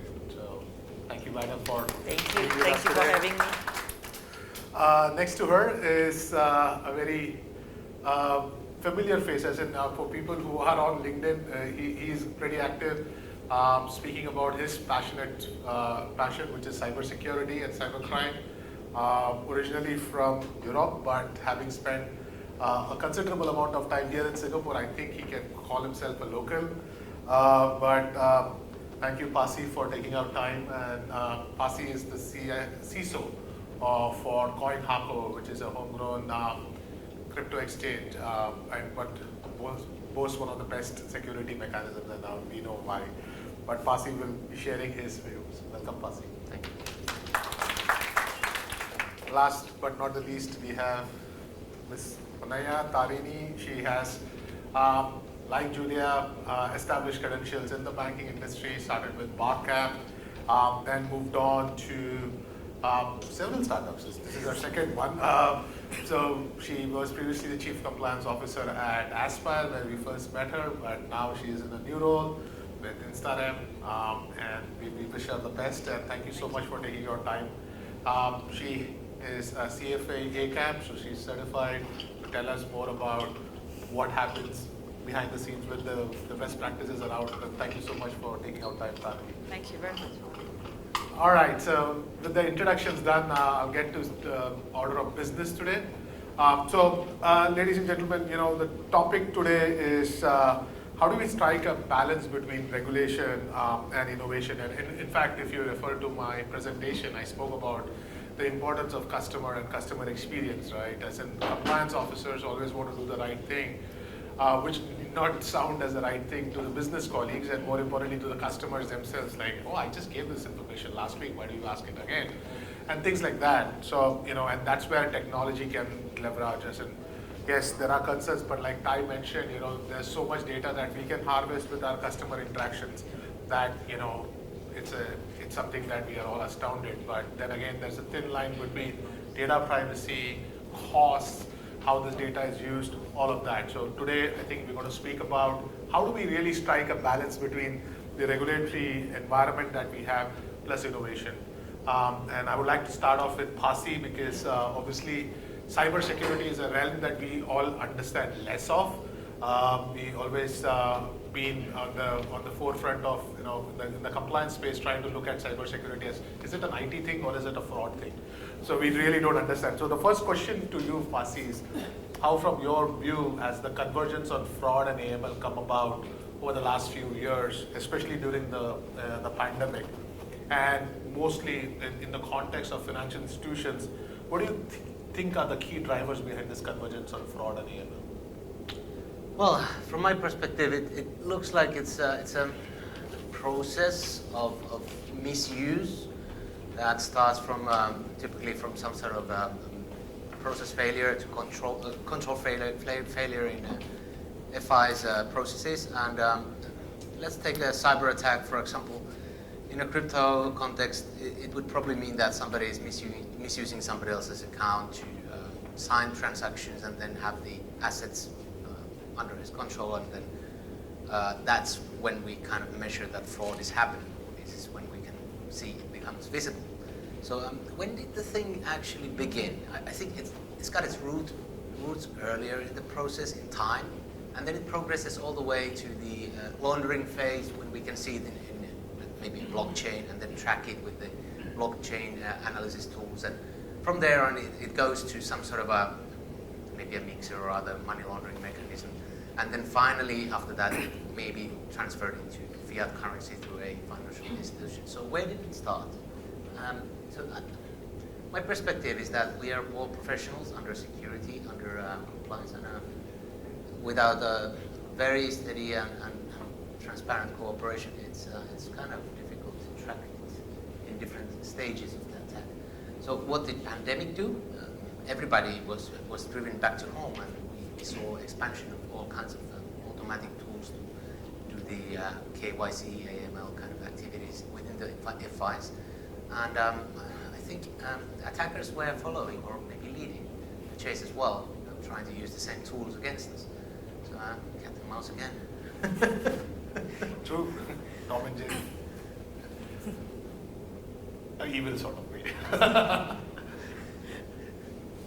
Interesting. When you speak about cat and mouse, and this is something that we have heard a lot, right? So whether regulation follows the law or the crime follows the regulation, and then that's where the boundaries are set. In fact, I still remember my first exchanges on this topic and someone talking about compliance policy. So when there's a cliff and you set up a compliance policy to protect the people from the cliff, so how far should you set the fence? Should you set the fence just 100 meters away or a kilometer away, right? What is that balance between compliance rule setting and policy? So that basically brings me to the next question to Julia, because the policy setting exercise is one part, where we try to orchestrate our appetite, the risk appetite. But more importantly, what are the other challenges that financial institutions face while trying to effectively detect and mitigate this kind of evolving fraud and money laundering situation that Pasi just mentioned? How do we stay in front? So what are the things that actually come in our way? And secondly, do you really think that from your perspective, a converged approach like what Pasi just tried to highlight is helping that battle? Well, I think traditionally, fraud risk and money laundering or compliance have always been looked at very differently. Compliance officers and risk managers have very different skill set. So this actually reminded me of a story I just heard. If any of you are following, I have this conversation with some old codgers on a weekly basis, and there was one story that Des told.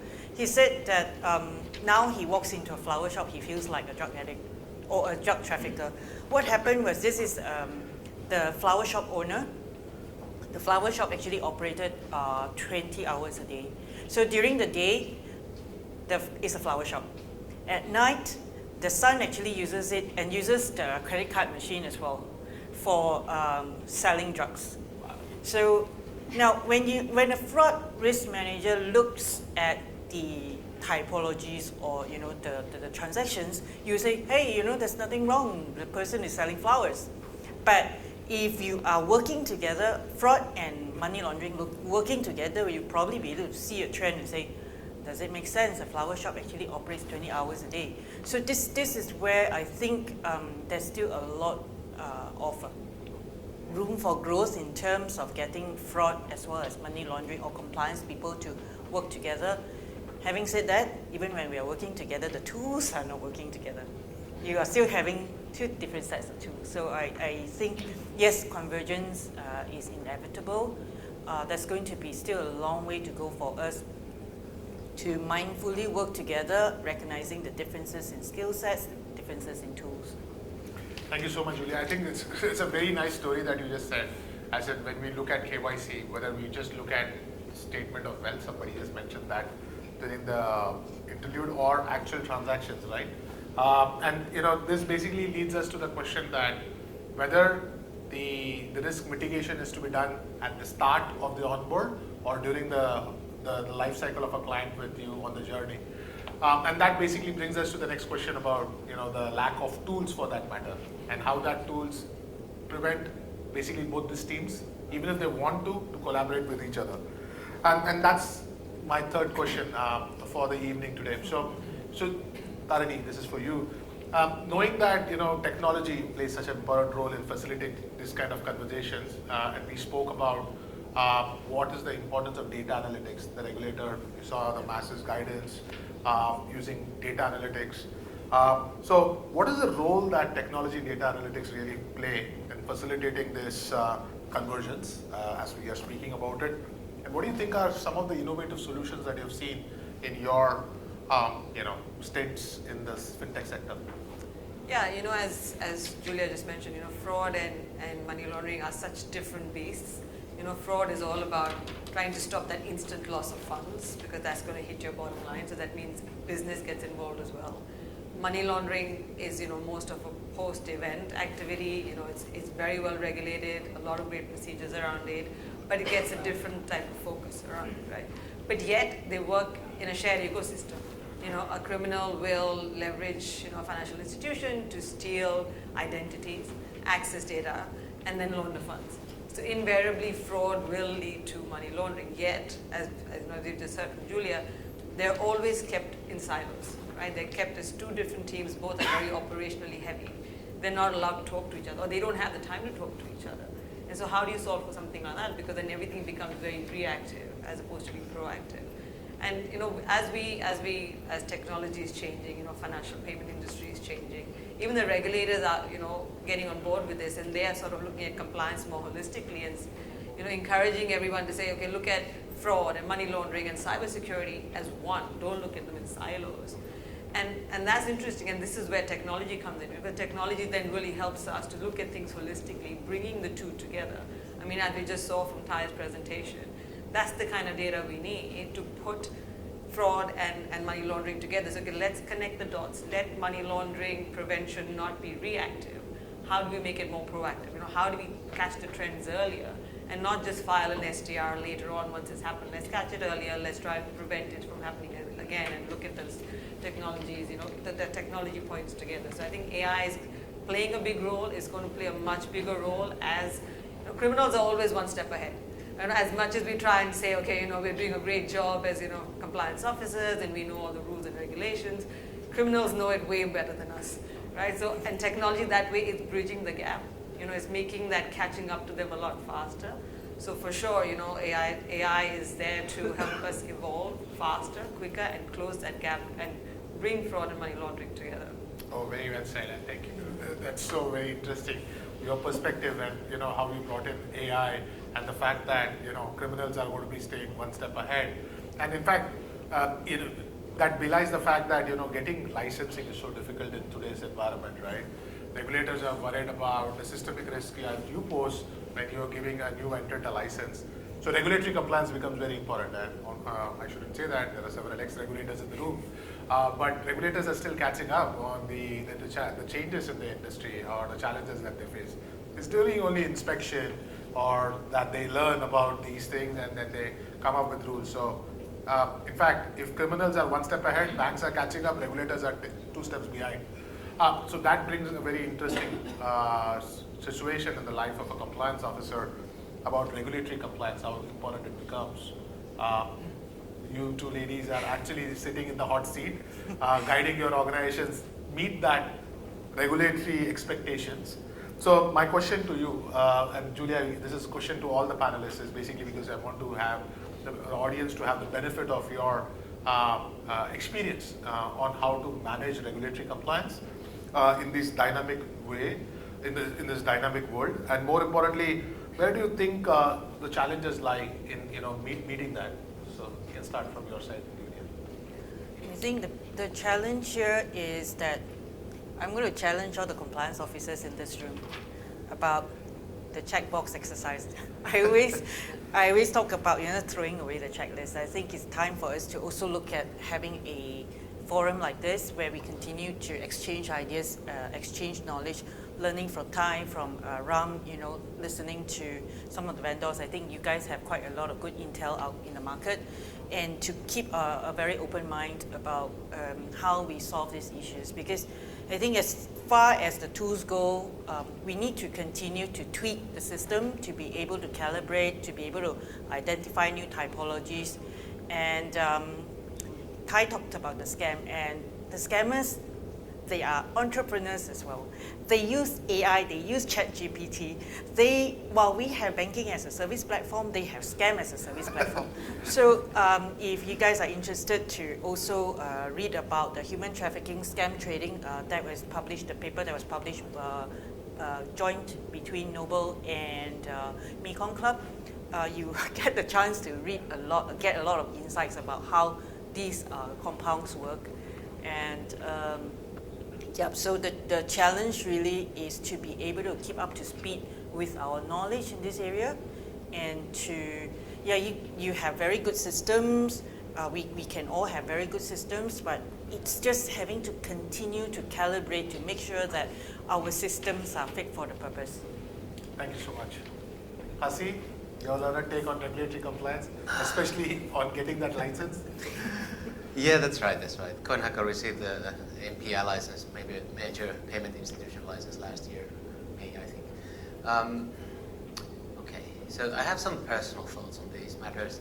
So I'm always thinking about, are we talking about compliance for the sake of complying with something, just meeting the minimum, the baseline that everybody has to do, which doesn't give you competitive advantage because everybody invests the same amount, loses the money, and then you're compliant? Or is it security? Is there a risk that we are trying to mitigate, right?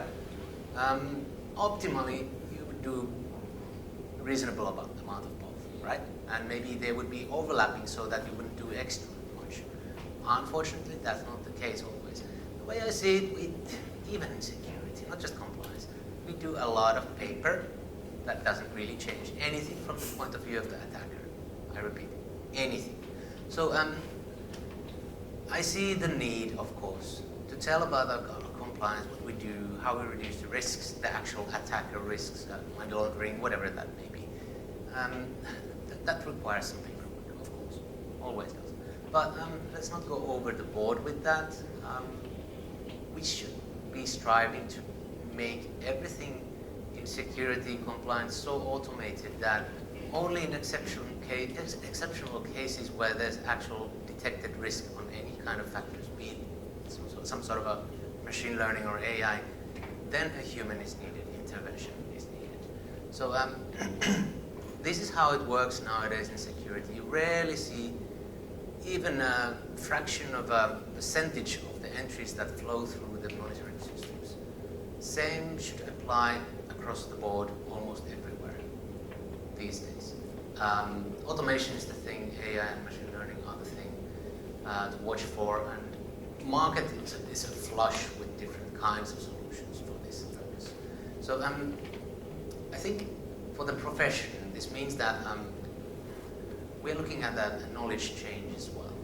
It means that we need to be aware of these technologies. We need to know, at least in principle, what it means for our systems and services, what sort of business model changes it drives. Like, I just recently opened up a bank account, and I had a WhatsApp discussion with an agent. My account was open. I can't access it yet before I visit the desk. It's reverse. You know, KYC, the document inspection, happens after the fact that I know that I have an account, but I can't use it.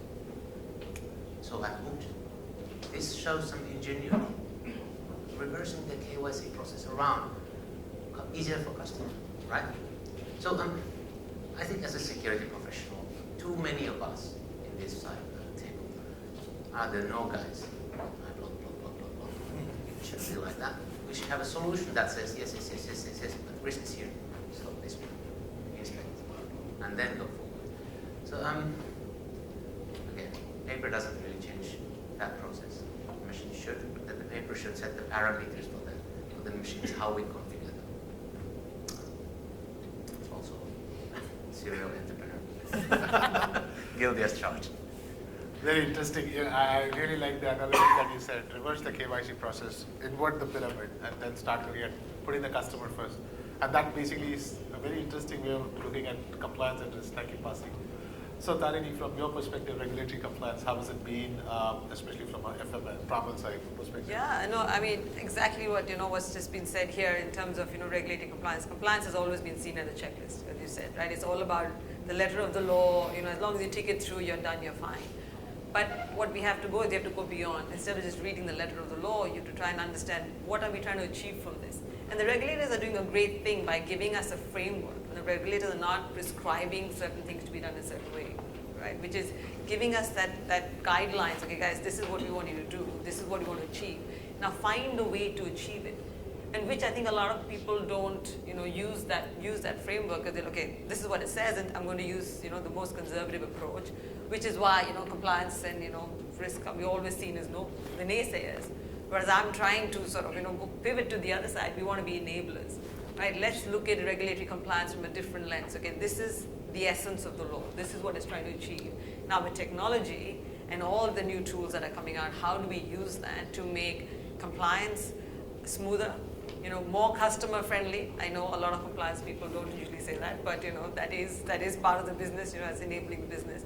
Making that journey easier, so which is, as you said, reversing the KYC, the journey is becoming more popular now because it's like hook the customer in and say, okay, I've got you now. Now, if you want to do a transaction, give me A, B, C, and D, which from both sides, sometimes it's painful. It's not, but again, it's some new ideas, new ways, especially when there's so many options available to customers. But yeah, the regulatory compliance, I mean, going back to that, I think is really understanding the essence, which I think the new breed of compliance professionals are getting, and so I'm really happy to have those conversations with, okay, how do you approach this? How do you approach this sort of guideline? How are you practicing? And I think forums like these help those conversations, which is fantastic.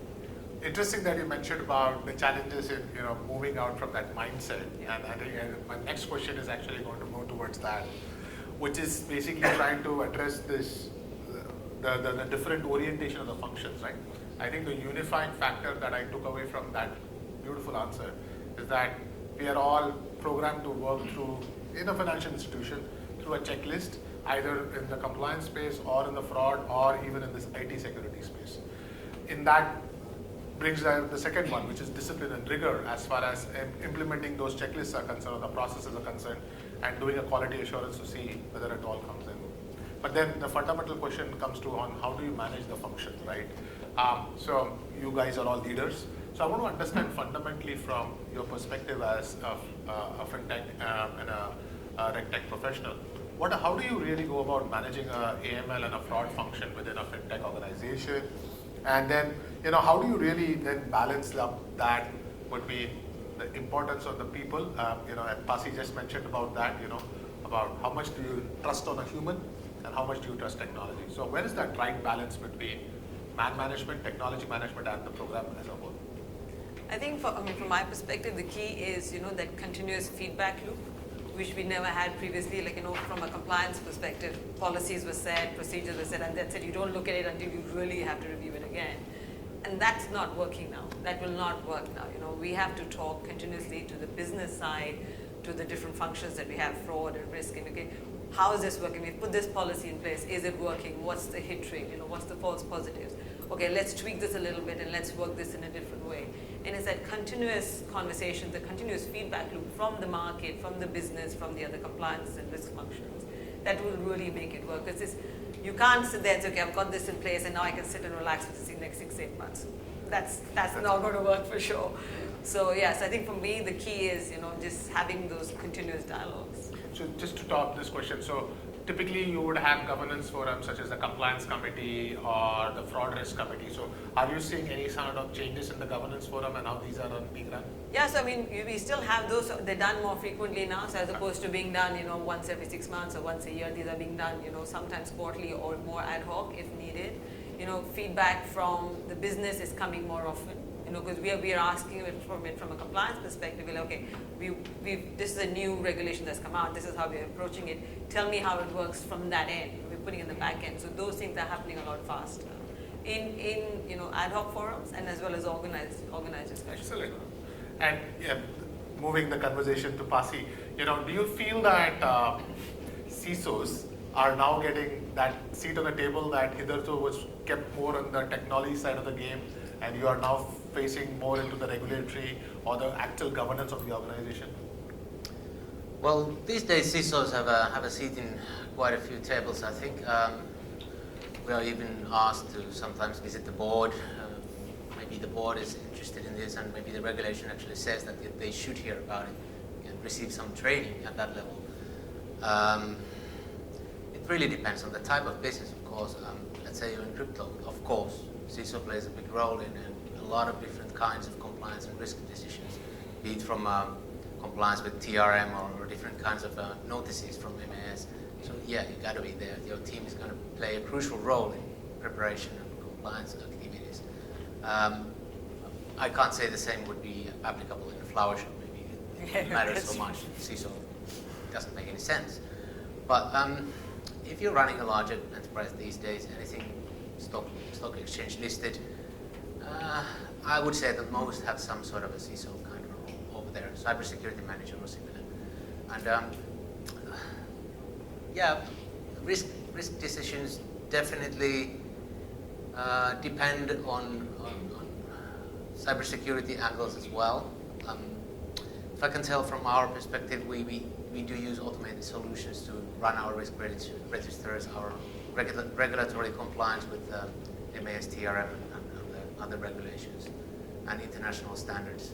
We have certified ourselves as well. So that sort of automation is sponsored by security. But I also know that we have compliance activities that compliance unit runs despite of that. So I would say that it's case by case in that sense. And there's a lot of synergies, if I can just add, between cybersecurity and compliance and governance. Like if I'm looking at data privacy, being a digital platform, I need cybersecurity's team to help me. Okay, everything is digital. I need to protect this data. What's happening in this world to try and help me do that? So there's so much overlap and synergies between the two as well. Understood.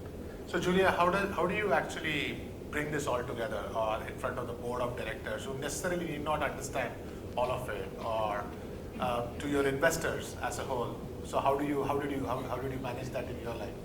I think one of the saving grace in Singapore is that we have the individual accountability regime, which is very much like the senior management regime in UK. That actually gets the senior management to be more alert about what is required. And then as compliance officers, I think now in the new world of technology, you need to also be aware of data. You're actually going to have to be a data scientist as well as an engineer to be able to understand the APIs and all these kind of things. And this is where, and then as we constantly build the product as well, is where I feel that there is a need for us to continue to engage with our business, with our engineers. We can't go on that, okay, we get fondly known as the policeman, right? But this kind of attitude, or rather how we carry ourselves and how we engage with our first line of defense has to change as well, because what I normally would, during every onboarding with my engineers or with anyone, I say, guys, I know nothing about technology. Here's what I'm going to throw to you. You're the one who's going to build the product. So before you start doing anything, think whether you would be happy to sell this product to your grandmother. When you're building that product, think about whether our product is going to have the infrastructure that will protect the data of our grandmother, right? So that's the kind of engagement that I normally have as a team. We would reach out to our business and say, look, what we want to do is that we can't profess to be experts in all areas, and neither do we have compound eyes like the flies. So we will need to have all eyes on the ball. Everybody is in it together. So, and I'm actually very glad as well that in HugoSafe, the team is working very well together. And in fact, we have had success stories about our customer support team identifying fraud issues, highlighting to us, just from a phone call with a customer, they can just say, hey guys, guess what? We think that this is a fraud, a potential fraud. Let's investigate it. So there's constant communication, educating not just the compliance team, but the entire organization that we are in it together. So brilliant, so brilliant. I said you brought the personal aspect directly. And in fact, if you can visualize the pain for your potential customer, I think you create a more empathetic organization. You're basically putting the empathy back into the organization, and I think that's a beautiful way to look at it. We've got such brilliant insights about how to really effectively bring about a Frapple program. I would like to pick on your collective thought leadership on where do you see all of this headed? Where do you see what are the emerging trends that you're seeing in the space, much beyond what you just mentioned in the last half an hour or so, especially on financial institutions, that how do they prepare themselves and what's to be expected in this post-pandemic world? So starting with Julia, maybe. Maybe we can start with talking about the success story of the 1 billion money laundering raid recently. I think there's going to be a lot of change coming, and I think that the publicity is very good because it brings a lot of awareness and possibly show to the people that there is an urgency that everyone needs to work together. Because, I've never heard of bear bricks in my life. And suddenly you start to wonder, so if I have a few of these bear bricks sitting inside my luggage as I carry it across the border, customs might think that these are toys, right? Correct. This is not smuggling. This is not money laundering. Who on earth would think that the bear bricks are actually worth so much money? So where does it end? And so that I'm glad that this has happened because there's going to be a lot more awareness. So people would stop criticizing us and saying that we are creating too much friction when we are trying to protect them. And I think it shows that compliance is not a checklist. I'm sure all the KYCs were done, everything was done properly, and everything was documented, but it's not a checklist activity. Right? You've got to dig deeper. What's happening, the passports that are coming, etc. So as Julia said, it's a fantastic case study, and really brings a bit of job satisfaction to us because it's working. It's working in some chaotic way. It's working. They are using our STRs. Oh yeah. So now you know that somebody is reading it. Somebody's reading it, right? It's getting there. From my perspective, cyber attackers are one of the source of the funds that get stolen and then laundered. This has grown steadily, quite fast, actually, especially in DeFi space in crypto. But I can see that there's a bigger mega trend going on. Looking back like 10 years ago, we used to see one or two hackers working with the Linux computer and then scripting things and maybe doing a DDoS here and there, and getting small time money. Now it's not anymore like that. It's professional teams that coordinate their attacks. They get paid real money. The guys who are heading these operations get millions or more. It's very professional and automated. So going forward, we can expect that trend to happen and perhaps even accelerate. So we can expect accelerated cyber attacks on larger scales than what they used to be. In the meantime, not just like broad scope, millions of people hit at the same time, but very focused and well-researched deep penetration of financial institutions and logistic companies and any other critical infrastructure companies by different kinds of actors, be they criminals, be they may be North Korea, nation states. I don't want to name anyone special beyond that, because in FI that's a big one. We see that happen.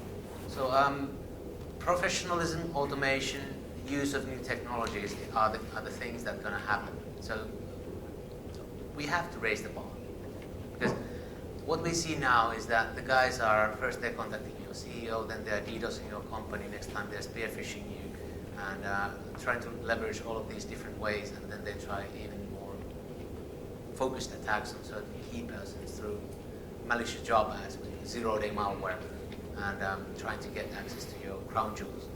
So at the same time, when they get access to customer funds or your company money or however that happens. The laundering process has been reduced from maybe days or hours down to minutes. So that puts a lot of effort and a lot of pressure on the blocking mechanism that we have in place. Whatever blacklist approach you have in place has to be updated in minutes or less, seconds preferably. As soon as one exchange over there in America sees this happening, it should be dispersed to everyone who is participating. Now it's ours. So what they do is attackers are faster. They're exploiting the time. So we gotta keep up with the pace and chase. That's my idea here. That's why automation plays a key role. Wow. Keep up the chase. I like that. I should use that as marketing. And the pace. Keep up the chase. It's very nice. Tarini, what do you think? What does your crystal ball say? Yeah, well, I wish I had a crystal ball. But I think what's definitely emerging, like, what you've seen from the case in Singapore and the one that happened in Australia a few months ago. I think what we're definitely seeing is that, criminals are not acting in one country, right? It's not happening in one country, one city. It's on a global scale. It's multi-jurisdictional, multi-regulators that are getting involved. So there has to be more information sharing, and Singapore is starting that with Project Cosmic, which is fantastic because we're now finally allowed to share. Banks are allowed to share information which was unheard of before. So I think that's going to speed up as we're able to do that, keeping cybersecurity in mind. How to share that information globally, because that for me is the holy grail, right? We all have our own rules, and everything works perfectly, but it's all still very niched. And things are not happening on a global scale, it's happening across border, right? It's borderless, payments are becoming borderless. So while we're promoting borderless payments, we also have to make regulations, across more standardized, more harmonized, and sharing that information across to again, chase the criminals. Excellent. Well, I think that sums it off beautifully, as in you guys have given work to the regulators, to standardize regulations, but that's what compliance does, right? Which we let the others know what is to be required to be done. But thank you so much. Right on time, I think, to wrap up. But before we do, I would like to see if the audience have any questions to our panelists. Please. Hi, my name is Jacqueline. I used to be CEO of the MAS regulated RMO exchange and CMS licensed entity. Currently, I'm Chief Investment Officer of Australian Bond Exchange in Singapore expanding capital markets. I just have a few comments. I would have loved to hear the views of a CRO on the panel, which I think is missing, but I think the CISO officer is the closest thing.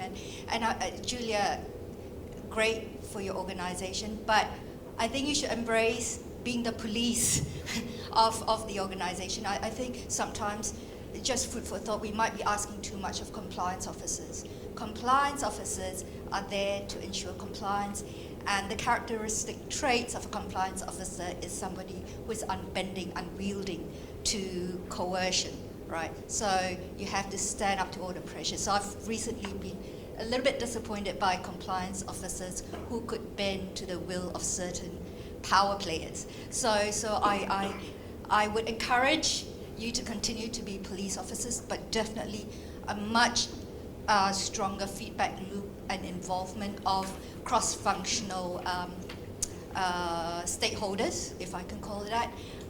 And particularly, I think risk CRO needs to step up. Where I think, and you're welcome to contradict me if you like, where I think is useful is the material adverse events log is something that can be the bridge to help compliance officers highlight certain issues to the risk. Risk is dynamic, compliance is static. Regulation will only get up to speed as quickly as the risk can be highlighted and encapsulated in a format that then can be executed by compliance. And compliance will always be compliance. You're there to keep everyone safe. But the material adverse events log is very, very important. And the CISO is so important, and so many organizations have yet to have in place a strong CISO, and I think regulations need to step up there. And please don't be pressured to know everything tech for compliance officers, and stay true and just raise red flags all the time. And tech is a tool, and tech needs to understand they're there to support the business.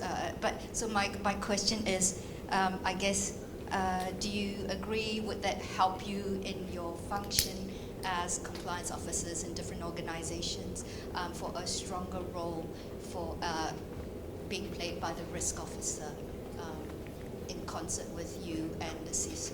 I believe while the MAS 626 or PSN 01 or 2, it actually says about the EWRA or enterprise-wide risk assessment, which typically focuses on money laundering, but in a risk management role, it shouldn't be just siloed to money laundering. And in most organizations, and I agree with you, that I think in most organizations, when a lot of times when there was a requirement for an enterprise-wide risk assessment, everyone is just saying, oh, MAS says we have got to focus on this, and therefore, you forget about the other things that happen. And this is where it has to be a concerted effort across the entire organization to say, especially when there's a new product that comes in, okay, this is a new product that comes in, what kind of risks are we facing? Not just from a money laundering perspective, but from fraud, from operational risks and all that. So definitely the risk and compliance have to have a seat at the table to be able to voice that. And I think that in a lot of smaller organizations, I can say, or maybe where it will still be toned from the top, because not every bosses would buy into the idea that the compliance or risk has a seat at the table. This is still a constant journey that we will continue to have to nag until more people will come on board with that idea. And Ram mentioned that compliance should be a business enabler in the sense that okay, sorry, I think I'm taking a lot of time there. But I think, compliance, risk and compliance as an enabler is actually a really, really strong statement. Not because the risk and compliance will be there to say, yes, business, you can do it, but because the reputation of the company, when you have strong governance, you have strong risk and compliance, would actually allow you to be able to attract good talent, investors, you name it. Coincidentally, someone reached out to me last night. There's a African fintech community that has asked me to speak to them about compliance, which was like everyone at that table just went, you were given the opportunity to ask for someone to speak on whatever topic that you choose. They chose compliance. And I have a lot of hope that with this kind of awareness, it's actually going to be something positive. So something to share is something positive for the compliance profession is that we are seeing a lot more awareness than maybe even 2 years ago. I think GFC sparked that. Possibly. Interesting. Thank you. Thank you for that question. Any further questions? Please.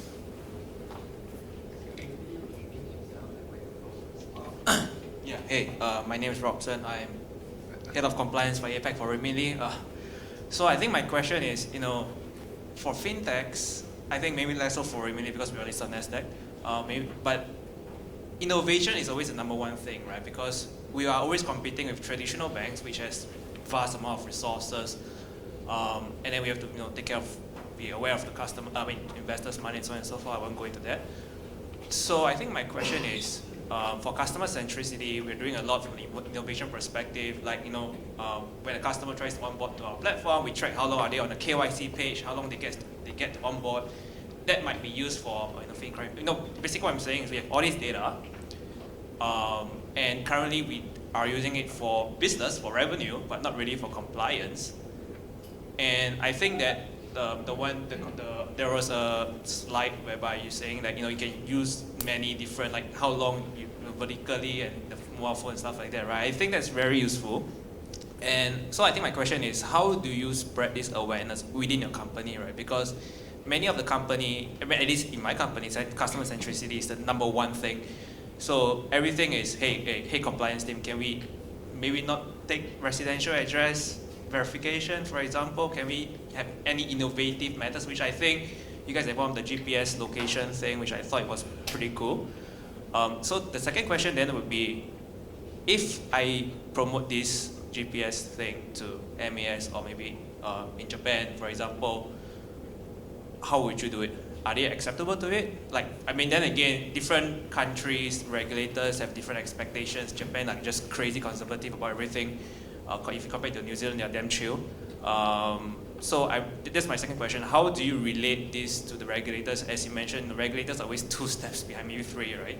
And they're all about checkboxes. Have you done your EDD, which is like 10 years ago kind of thing.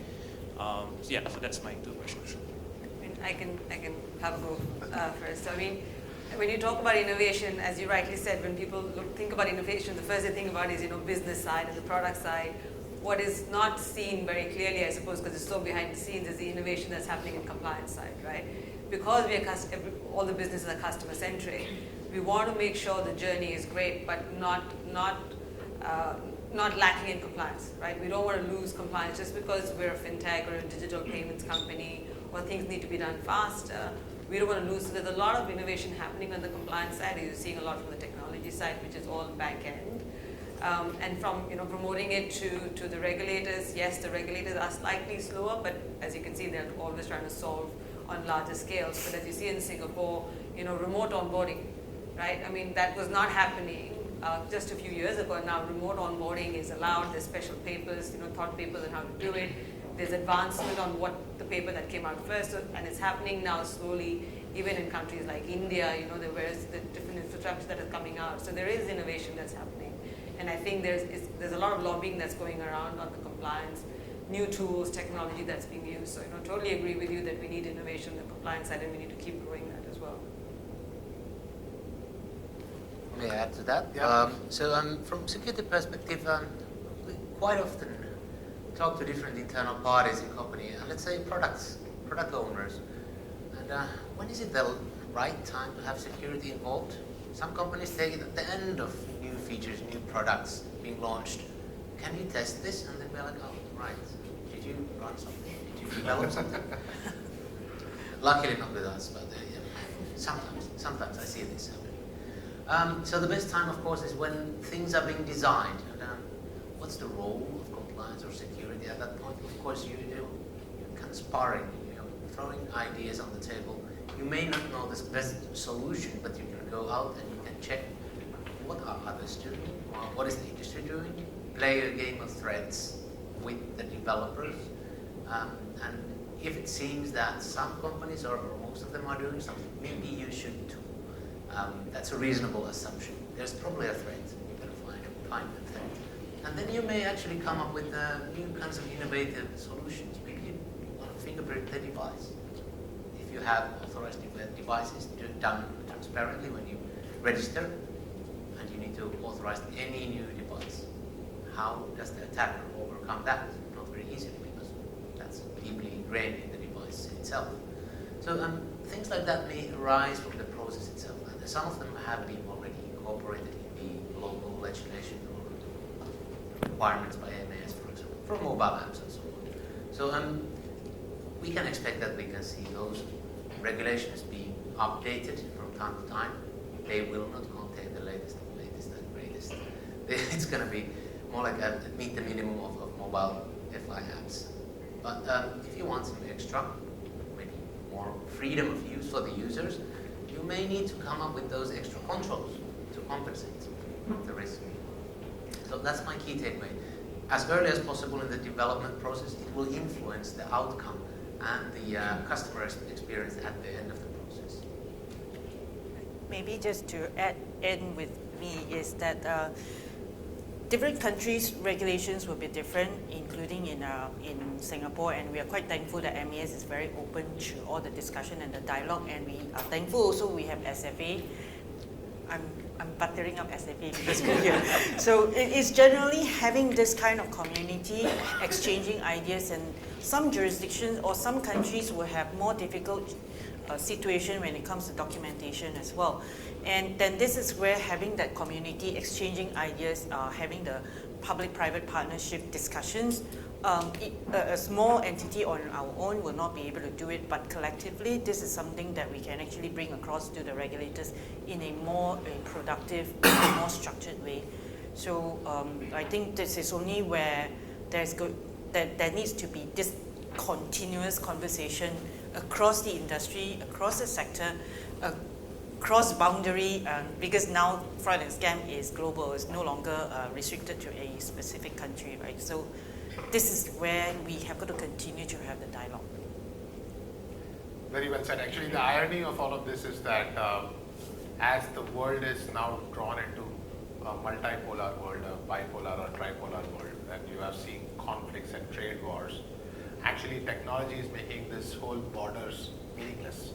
A fraud is not perpetrated in a particular country, it is coming from a particular region, and oftentimes the region is not the region that appears on those graphs. There are spoofing attacks, there are servers that have been zombified and they have been used to attack.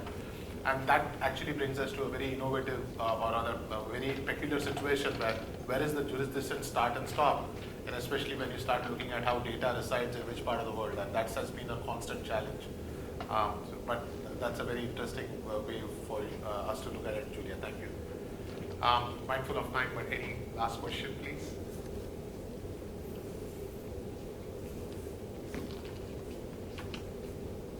Looks like we are at the end of the hour. Thank you so much.